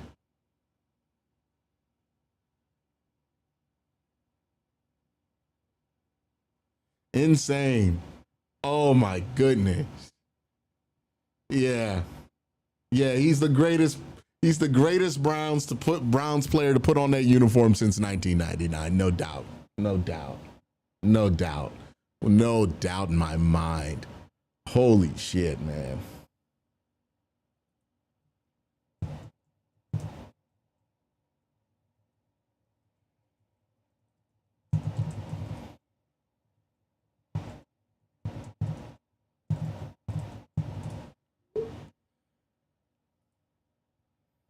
No doubt, bro. 13 sacks in 4 games. Like, bro, it's not, that's insane. 13 sacks in 4 games. That's a Pro Bowl season in 4 fucking games, man. It looks like it's going to end here today. That penalty's going to go. Good hard count, Shador. The Raiders, but let's see. Roberts, who's back in. Encroachment, defense number 52. This penalty results in a first down. Tonight on CBS begins with 60 Minutes, a report on America's last best place and why it's at risk, followed by new episodes of Tracker and the music competition series The Road, plus NCIS Origins tonight on CBS Sunday. You know, Tom, the Raiders did that on purpose. They did it on purpose because that actually gives them a chance to get a stop here, 2nd and 1. Because if they allowed them to get a first down, then the Browns would have been able to run the clock out. I think it is a first down, Ross. I think they did get the first down. No, I know, but I see what you're saying. It was 2nd and short. Got it. Let's check in with Adam Shine in New York with an update. Tom McCarthy, the Cowboys were down 21-0, and now it's tied. Dak Prescott runs it in, 8-yard score. This would match the largest comeback in Cowboy history. Back to you.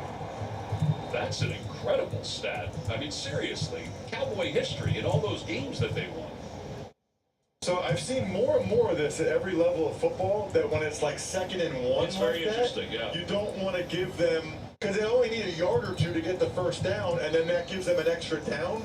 So the Raiders do that then just to force the Browns to only have first down right away. It sounds counterintuitive to people, but more and more teams are doing that on 2nd and short in those situations. 2nd down at 7. Sampson. That's fine. They got no timeouts left. Run the clock down. That's it. Ain't nothing to it but to do it.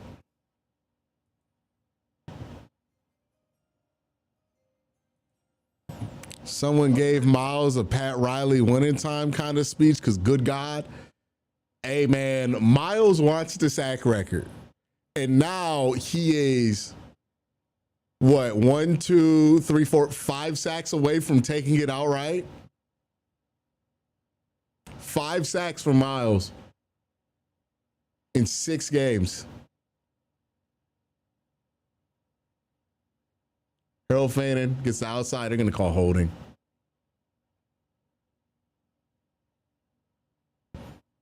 They're going to call holding on that.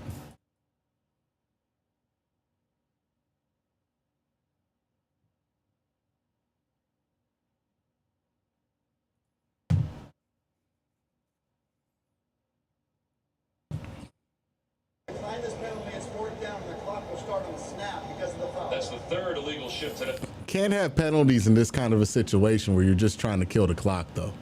But when you're in 4-minute offense like this, priority 1 is to hold on to the ball. Priority 2, stay in bounds. Priority 3 is no penalties, because now they're not starting the clock until the ball is snapped. That is a crucial penalty against the Browns. So they'll punt it away with 1:05 to play. 24-10 the score.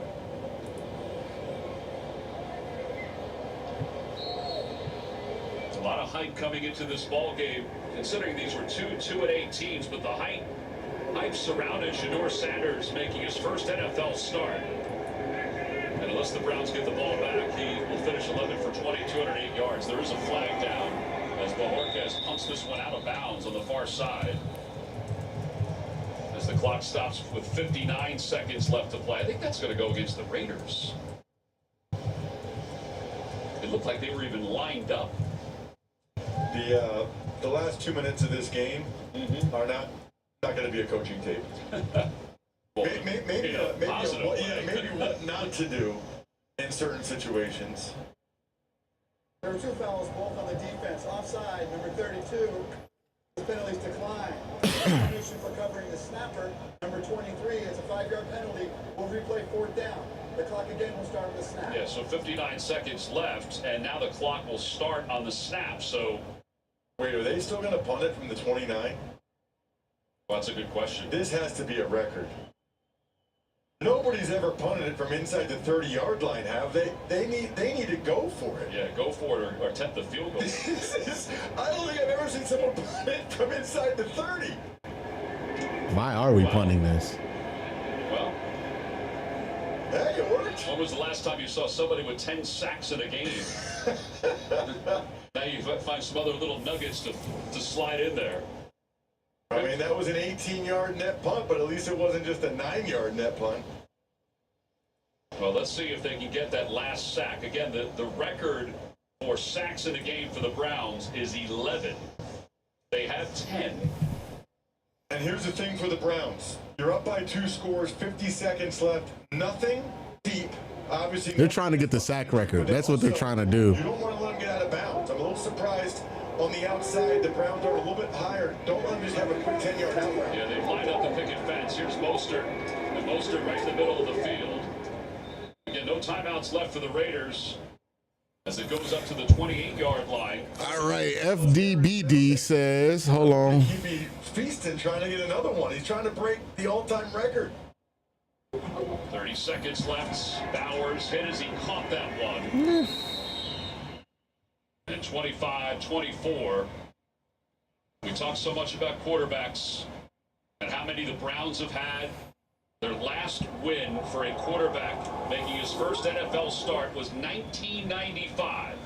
Eric Zier, who is retiring as one of the football voices of the Georgia Bulldogs.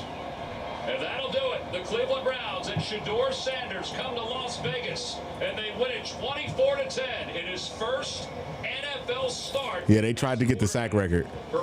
FDBD says, hey, Q, just got here. How crazy is Sanders media going to be this week? What's left for Miles' legacy if he gets a sack record this year?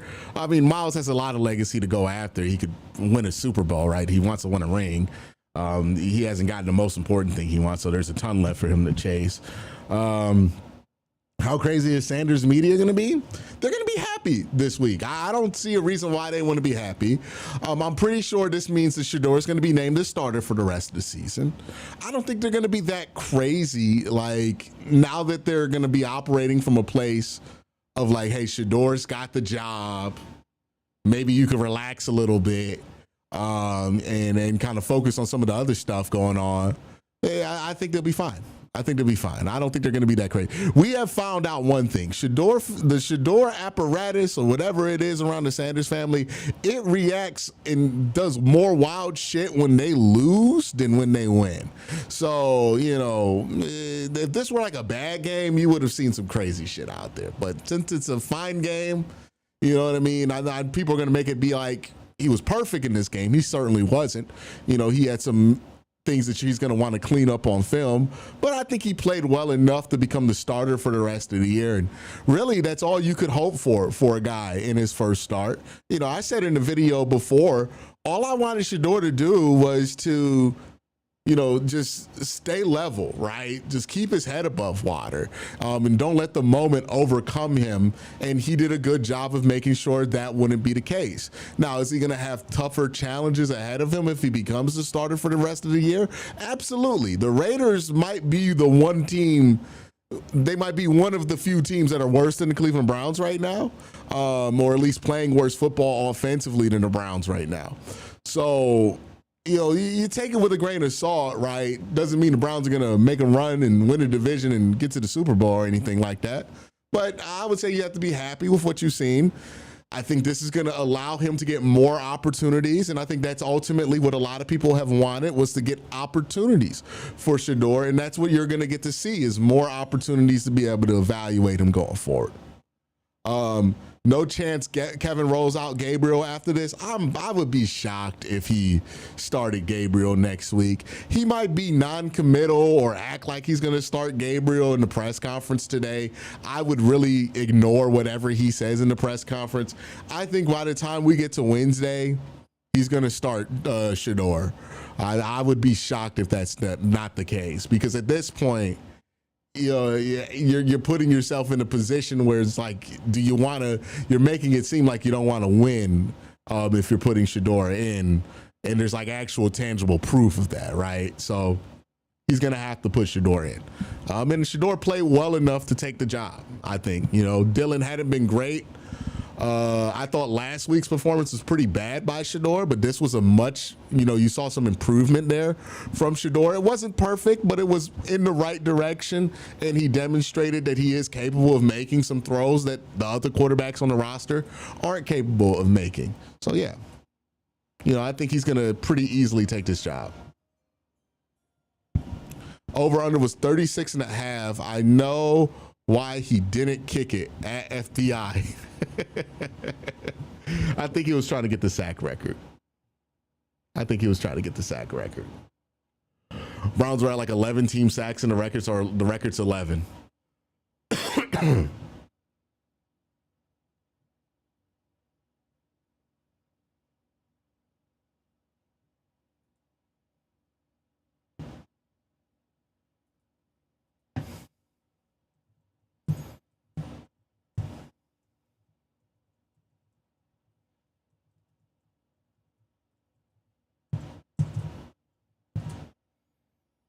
Yeah.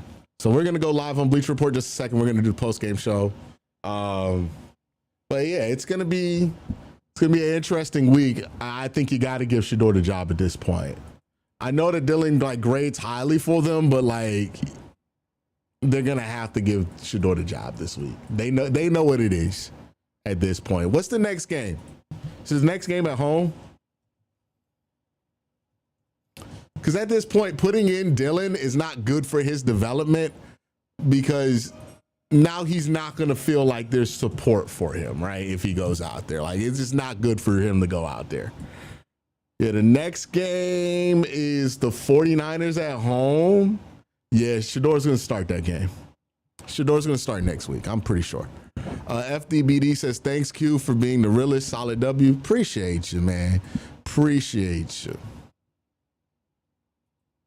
It's been tough covering this team over the last few years with all the Stan wars that go on, right? If you're not like a super fan of an individual player, you're a hater, and then you get bombarded by all that person's fucking stands. It's been back and forth for like the last 5-6 years with that kind of stuff. I just try to keep centered and think about what's going to be best for the Browns going forward, you know? Di says, this never got a jersey before. Should I get a 12 or a hold? I will wait. You know what I mean? If Shador plays well at the end of this season and they look like they're going to be out of range for a quarterback, then go ahead and get the 12 jersey, right? But I would wait. No rush to it, right? Shador's a young guy. I wouldn't rush to it.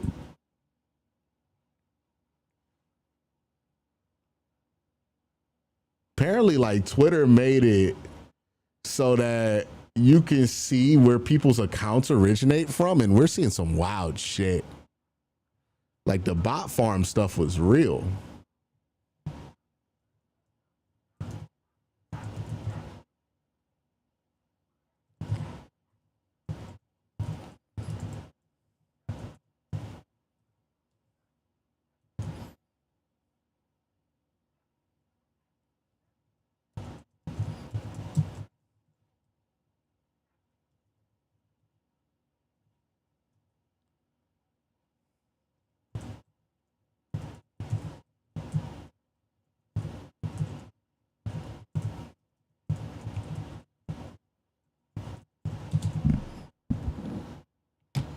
All right. Okay, so let me get live on Bleacher Report, and then we can start the post-game show.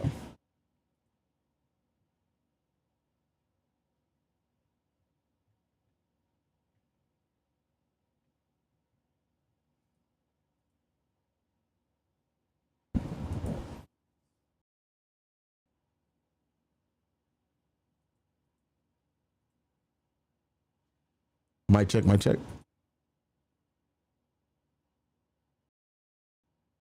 Cowboys come back. insane.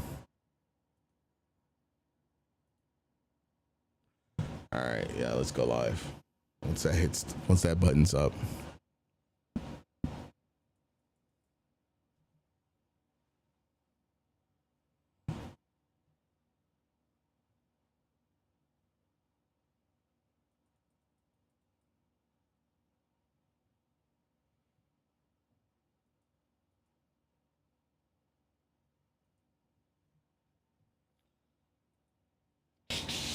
All right, 10, 9.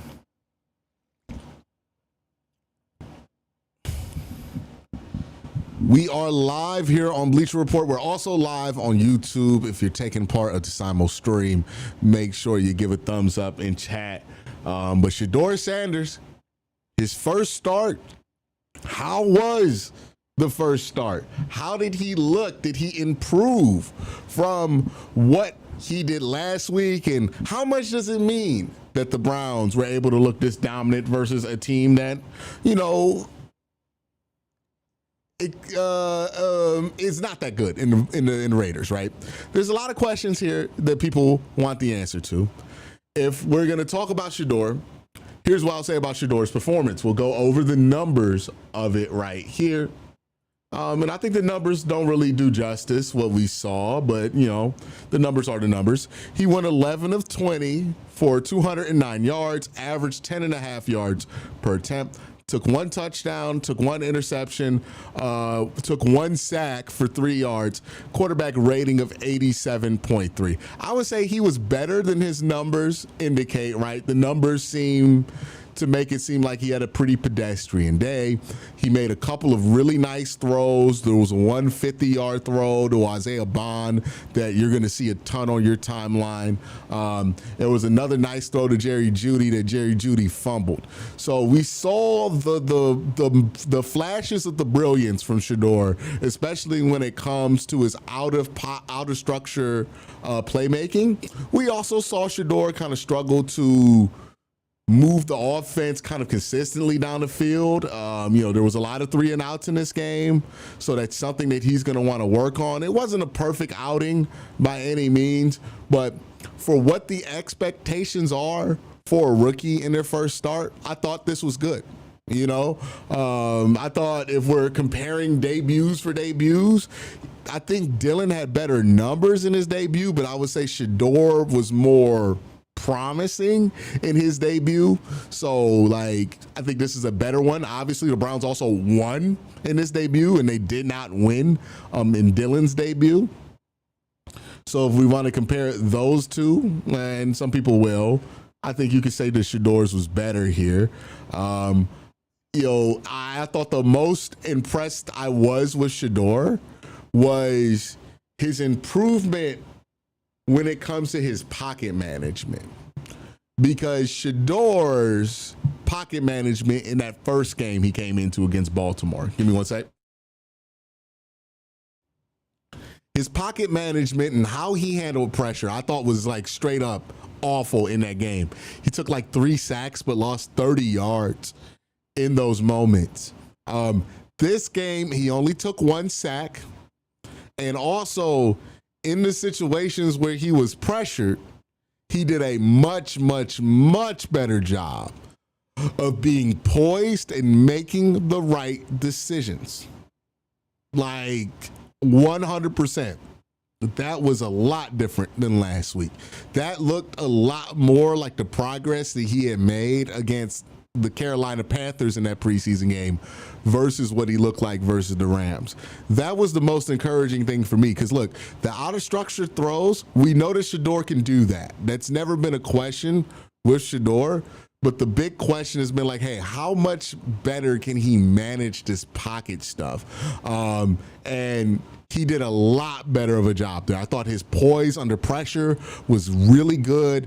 There was a play to Harold Fainin in this game where he gets the ball to Harold Fainin underneath, and I thought that was a pretty impressive decision and an impressive job by Shedeur to get out of that situation. I thought There were some real nice moments here. None of the lows got too low. Like, there were some lows in the game where the Browns weren't moving the ball at all, especially in the third quarter, where I think the Browns went 3 and out the entire third quarter. So certainly not perfect. But the lows weren't that low, right? There was that one interception he threw. It didn't end up mattering because the Browns defense was amazing. But all in all, it's not a high bar for a rookie in his first start, but I think he clearly passed that bar. And I think he did a good enough job in this game to where he's going to become the starter for the rest of the season going forward. Like, I think he's made that progress. You know, there's a big question of how much of this was because the Raiders aren't that good of a football team. And I think that's a fair question to ask. But ultimately, we won't know until he plays better football teams. And I think if you're the Browns, you say to yourself, okay, he passed the test versus the Raiders. Let's play him next week against the 49ers.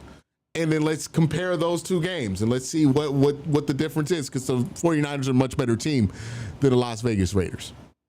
So, yeah, I think this is good progress for Shedeur, right? I think night and day how he handled pressure this week versus last week. I mean, undeniably different. So really good progress for him. And look, maybe he's one of those guys that when he's the starter, he's able to kind of lock in on a different level than when he's having to come in and relief as the backup. But either way, I think you got to be pretty happy with what you saw there. I don't really see a reason to be upset about it. That being said, as much as Shedeur is going to be talked about this week, because obviously he is one of the more popular players in the league, the real story of this game is the Cleveland Browns defense, which I thought was dominant in this game. We're going to talk about that real quick. So, yeah, somebody asked me, who's the starter when Dylan Gabriel is healthy? I think it's going to be Shedeur. I think they'll go Shedeur, right? If the Browns is Shedeur, okay, yeah, okay, we're good there. All right, so the real story of today was, I thought, the Browns defense. Geno Smith, his stat line ended up looking pretty solid, 30 of 44 for 285 yards. I think this is an interesting case of like, hey, Shedeur's numbers look a little worse than he actually played. Geno's numbers look a little better than he actually played. And then you look at the sack category and you understand why you feel the way that you feel about both of these performances. Geno Smith took 10 sacks for 77 yards in this game.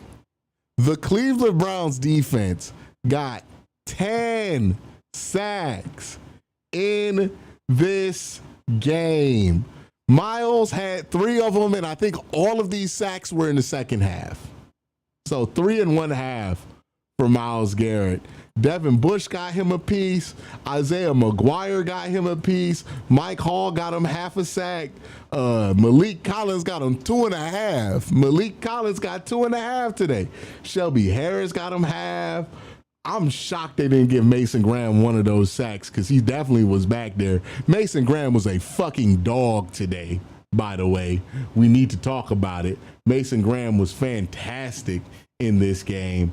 But the Browns defense was phenomenal in this one. 10 sacks, 13 TFLs, 5 pass deflections, 20 quarterback hits. That's insane. They hit the quarterback 20 times. He threw the ball 44 times. It's almost half of his dropbacks. He got hit. He's probably at like 70% under pressure. It's insane how good the Browns defense was today.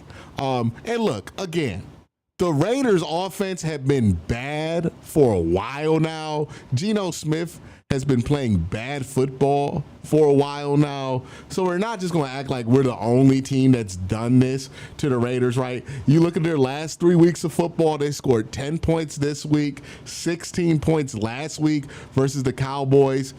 and the Cowboys got a shitty defense. Now they made the trade, but the Cowboys defense has been dog shit all year. They were held to 16 points, and the Broncos held them to 7. So understand here that the Raiders' offense has been about as bad as the Browns' offense has been over the last month. So, you got to take away. You got to take it with a grain of salt. You can't just run away with how you felt because you beat this team. But still, I think really good stuff that you saw. Carson Schlesinger remains to be the head runner for Defensive Rookie of the Year. I think Mason Graham should be in that conversation as well. He's been playing fantastic football after the bye week. And honestly, if we want to have a conversation about this entire rookie class, we need to have a conversation about it. Because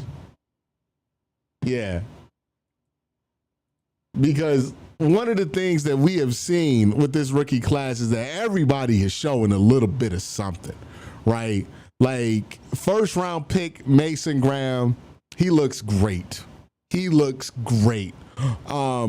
Quinshon Judkins, do I even have to explain to people how good Quinshon has looked over the last few weeks? Then you go to Carson Schlesinger, who looks like he's going to be Defensive Rookie of the Year. You go to your third round pick, Harold Fanan Jr., who was fantastic in this one. 4 receptions for 40 yards. All of them extreme yak situations. You could just see what the future is going to be for that guy, and it's bright. You know what I mean? You have just playmakers all over the place. Dylan Gabriel was the 90th pick, and it looks like he's going to be a backup quarterback in the NFL. Shedeur Sanders was your 5th round pick, and he looks like, he showed some flashes here. He might be interesting. We'll see what he becomes as he gets more opportunities to play. And then Dylan Sampson today, who has caught both of the opening touchdowns of both quarterbacks' career. He also, I thought, ran the ball pretty well today. Had a long run of 26 and had a 59-yard reception, a 66-yard reception for a touchdown in this game. So Dylan Sampson thought he played really, really well in this one, and you see why it is that the Browns took him. I've never experienced a draft class in my life where a Browns draft class in my life. Let me be clear on this. I've never experienced a Browns draft class in my life where it is November and you can legit say that every rookie has proven that they're probably going to have an NFL career at the very least, right? Like every single one of them, even like Dylan Gabriel, who a lot of people shit on. I think he's, for what the circumstances in this offense, he's not going to be your starter, but I think he can be a backup, a Davis Mills type player in the league. Shedeur, we'll see what he continues to show, but there was some promise in what you saw today that he could be more than that, maybe even a starter in the future. And then obviously everybody else, the position players, have been excellent. Andrew Berry put together a all-timer, it looks like, in this draft class, and it keeps looking better the further we're from the draft, and that's a good thing, right? And if you look at these last 3 years of draft picks, it really brings home the point about just how good Andrew Berry might be at his job when he's given the assets to be good. Now, we'll see what happens this offseason. There's going to be a lot of decisions that need to be made, directions of the team that they're going to have to commit to. A lot of tough choices here for the Browns, but I think you got to be happy with what you've seen out of this rookie class for sure. Somebody's asking, why did Shedeur stop throwing in the game? Well, the Browns had the lead. We do the same stuff over and over again, because in the Miami game, people asked the same question about Dylan Gabriel. They're like, why did he stop throwing? The Browns were up by like 21 and the defense was dominating. They were just like, hey, we're just going to win this game on defense and not even risk turning the ball over. And it worked. They won by 14 points. It was a strategy to win the game. Like, also, another thing I want to talk about, I'm going to focus on that in my post-game video. I'm going to record that separately this week. But all in all, I think you got to be pretty happy with what you saw here. Defensively, this is exactly the kind of elite performance you want to see from this defense. And it's not only an elite performance, it's an elite performance versus a team on the road, right? That's been a big question about this Browns defense. Can they play well on the road? And they certainly played well on the road this week. And then offensively, was this like, oh my God, the Browns offense looks crazy good? No, but was this the Browns offense was able to put up, 24 points this week? That's the most they put up without a defensive touchdown all season. That's exactly what you've wanted. Now, obviously, the Raiders aren't the best team in the world, but they're still an NFL team. They still have NFL talent. I wouldn't just brush off anything you did here like you beat FCS Southwest or something like that. But thought the Browns did a great job here. First road win on the West Coast since Brandon Weeden did it in 2012. First road win for the Browns, period, since September of 2024. So, really nice to get those two negative holdovers off of your bag. That being said, I'm going to try a more interactive format for this show this week.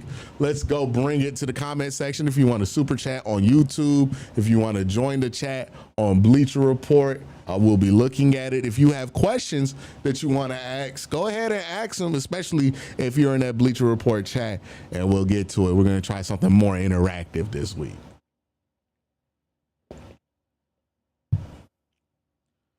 Jay Zaril says, I'm excited to see Kevin's press conference to see if he names Shedeur the starter next week.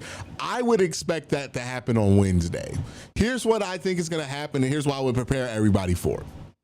Kevin is more than likely, unless like he just wants to roll with the momentum, he's more than likely going to be non-committal in the press conference and say, hey, you know, we're just happy to get the win. We're not going to really get into that right now, but we'll talk about it on Wednesday. He'll give you a non-committal answer today.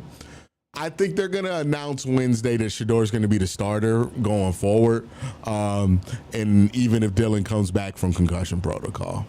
And that sucks for Dylan, losing your job to injury, but hey, man, it's the NFL. It happens. That's how it works. If somebody steps in, plays well enough to take the job, then that's going to happen. You know what I mean? It's a cold world out there. Get a blanket. But yeah, I expect them to name Dylan the starter on Wednesday. I'm not Dylan. Shedeur the starter on Wednesday. Today, they're probably not going to say nothing, right? But Wednesday, I think he'll announce it. I think Daniel Fuise has the question up right now just to answer it definitively. Kevin was asked for what is his process for naming his starting quarterback. Yeah, Kevin was non-committal when asked if Shedeur was going to be the starter next week. Had previously said Dylan will start when he's out of concussion protocol. Kevin was asked the process of naming a starting quarterback. I'm always going to take my time and do what's best for the football team.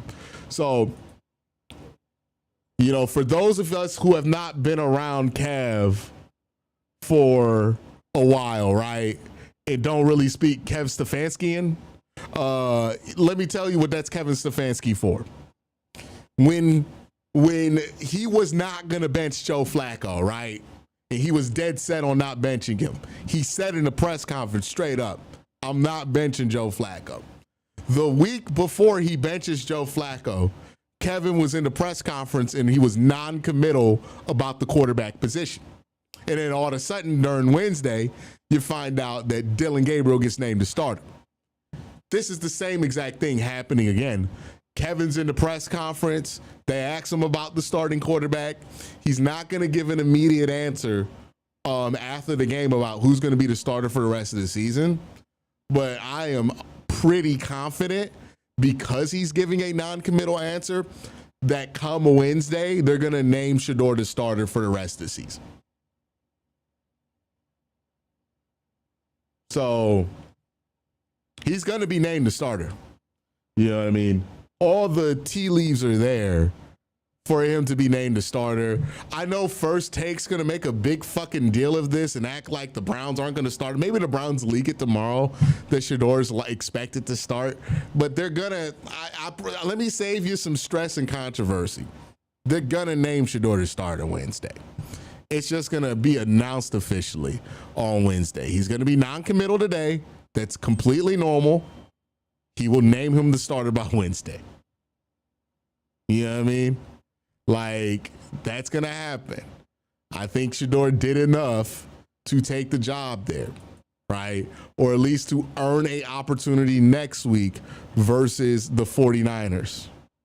It's going to happen. I wouldn't stress too much about if that happens, right?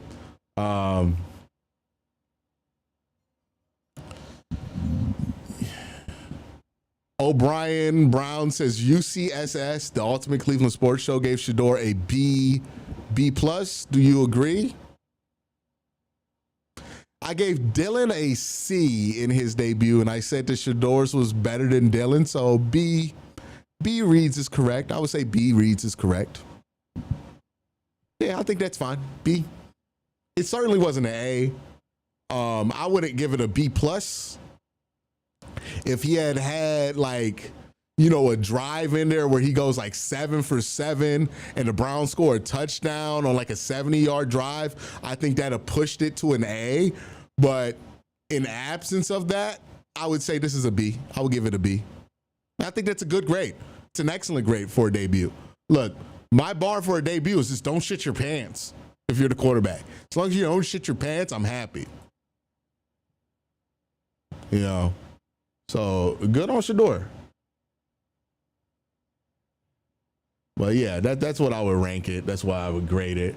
Chat, let me know what you would grade Shador's debut here in the chat, in both the chats, Bleacher Report and on YouTube down here. Let me know what you would rank his debut. Let me double check here and make sure all the stuff is working here. Yeah. Yeah, we're good. Oh my God.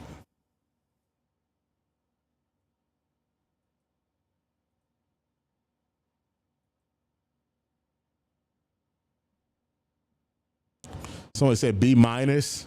Jerry fumbled too. I'm pretty sure Shador's gonna be named the starter, man. I really wouldn't be worried about it. Said B. Yeah, I think B's a fair place to be. Maybe a B-. The interception was so inconsequential to the game that I can't really be that mad at it. Nah, I go B. I'm pretty solid at B. I don't think I would go B-. Because B- is saying it was slightly better than Dylan's. I would say I don't have to think about it. I definitely prefer his debut to Dylan's, right? If I'm weighing them out both here, like I would prefer Shador versus what Dylan did in his debut. I don't think that's a controversial take. I hope it's not a controversial take. Yeah, I would agree with that too. He was on his way to having one of those drives in the third quarter, but Jerry Jeudy dropped that ball. I think if Jerry catches that ball, he gets an opportunity to finish that drive. Maybe that puts it over the top, but unfortunately, it didn't happen. Baker's debut was a B. His first start wasn't a B. Baker had a bad first start, but Baker's debut, I would say. Like I would say Baker's debut was a B+. Like against the Jets, that was a B+. And obviously I would prefer Baker's debut over this, but that's unfair. Do we draft the QB in the first round regardless of Shador's performance for the rest of the year? Here is the conversation, right? If you're wondering how this is affecting the Browns getting a quarterback in the first round, here's the reality, okay? Here's the reality. Now, right now, we're having fun. Everybody feels optimistic and positive. Here's the reality. Shador is the only person, well, not the Shador, just the Browns' win-loss record at the end of the season is going to determine whether they take a quarterback or not. Because that conversation has more to do with draft position then it has to do your evaluation of guys that you drafted last year.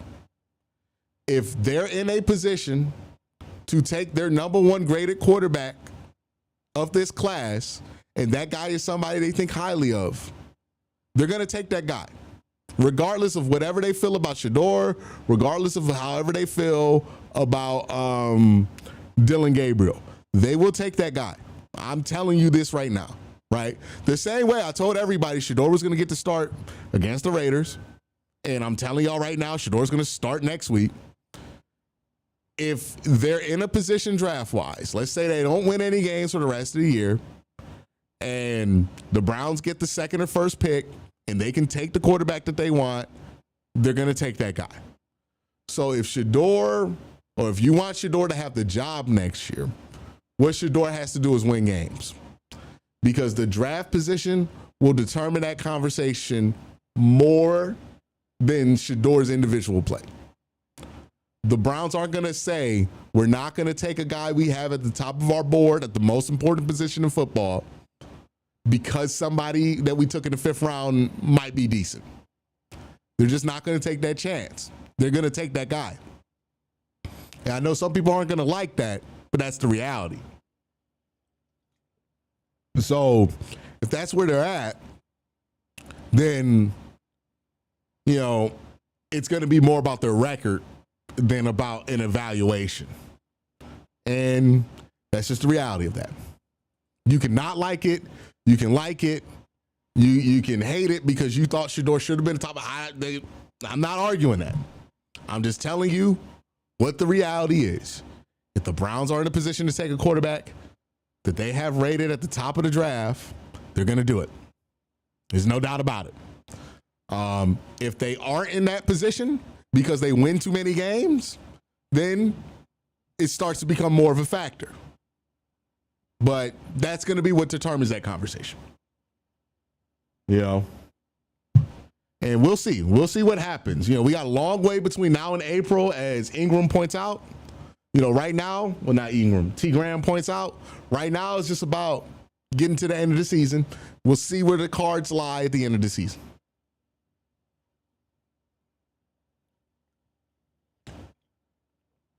You know what I mean? But the one thing about the Browns is they will be aggressive about solving the quarterback problem, and they're not going to settle for maybe he can be cool. Shout out to Andre and Fanon Jr. for playing well today. Absolutely. Andre Schmidt, another rookie, right?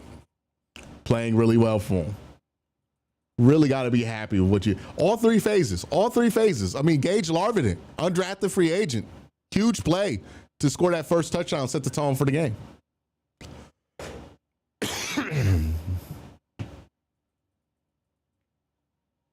Huge tone setter there. You know?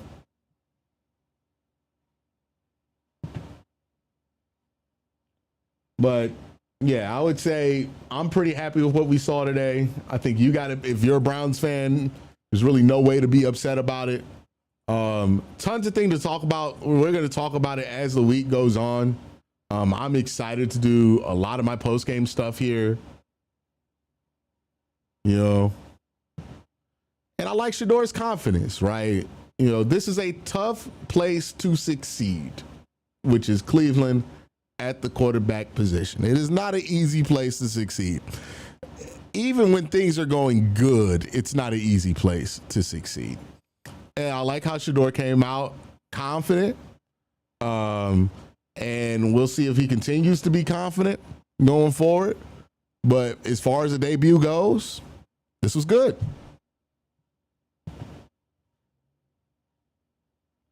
Yeah, Myles Garrett's one of the greatest of all time, man. Where did I get this Browns insulated bottle? I don't know. I think it's Amazon. It was a gift. It was a gift from my better half. You would have to. She would know the answer to that. Somebody is making baked beans in this apartment complex. I can smell it. It smells good as hell. All right. Well, all right, Bleacher Report. Appreciate y'all for joining me.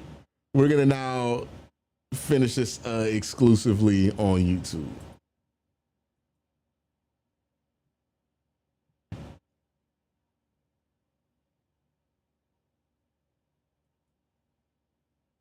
Is Miles better than Aaron Donald? I don't know. Two different positions. Can't really compare them.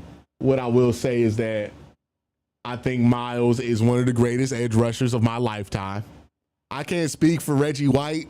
I wasn't around for Reggie White. I can't speak for LaDainian Tomlinson. Lawrence Taylor, I'm younger. LT to me is LaDainian Tomlinson, not Lawrence Taylor. But I can't speak to Lawrence Taylor. I didn't get to watch those guys play as they were out. What I can say is I've watched Myles Garrett's whole career, and I haven't seen anybody I think is better than Myles Garrett. I'm biased. I'm a Browns fan. I'm a Myles Garrett fan. But man, from how he had a fork in the road this year after that Pittsburgh game where he had a shitty attitude at the end of it, threw the offense under the bus.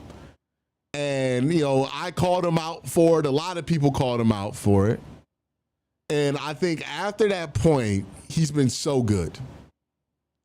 And I got to respect when somebody, they might tiptoe down the wrong path, but they find their way. And, I thought Myles was going to put his hands up. Woe is me. I feel bad for myself. All this bullshit. And make it about him, but all he's done is put his head down and work. Gotta have nothing but respect for that. Real quick before we head out, gotta pay some bills here. Sleeper, get a 100% deposit match of up to $100 when you use the promo code Worst Take. Sleeper has an app. Sleeper has picks. Sleeper has it all. So make sure you check out the Sleeper app. Download it on iOS and Android today. Also, if you're in a state where you can do picks on Sleeper, make sure you check it out because I love doing picks on Sleeper. Make sure you do that. All right. Well, I want to thank everybody for joining me today. I think we had like 2K in chat. We got 1K still at the end of this. People are just excited. Look, when the Browns win, it's always a good time. And I wouldn't let people take this one away from you. I know people are going to try to tell you, oh, the Raiders are a shitty team. This means nothing. And maybe they're going to be extra motivated because they want to shit on Shador or whatever it is. Throw that out, right? This is a fun win for the Cleveland Browns. This is a fun win for the defense. Shador did what he needed to win this game, and that's all you expect from a rookie quarterback. And he did enough to make you want to see more of him. So you're probably going to see more of him. You know what I mean? But yeah, I think, I wouldn't say anything definitive out this game. I'm not going to make any grand sweeping statements about anybody's career after this game, except for Myles Garrett. But like Shador wise, good debut. That being said, we'll see what he does the rest of the season, and we'll evaluate and continue to evaluate what he does the rest of the season. So super excited to do that. Want to thank you guys for joining me. Y'all have a great day. Y'all been a great chat, even though y'all got a little weird at some points. I ain't gonna lie, y'all got a little weird today. But y'all been a fun chat. We've had a good time. And I hope we can continue to have some good times celebrating this win and also talking about what Shador could do to beat the 49ers next week. Y'all have a great one.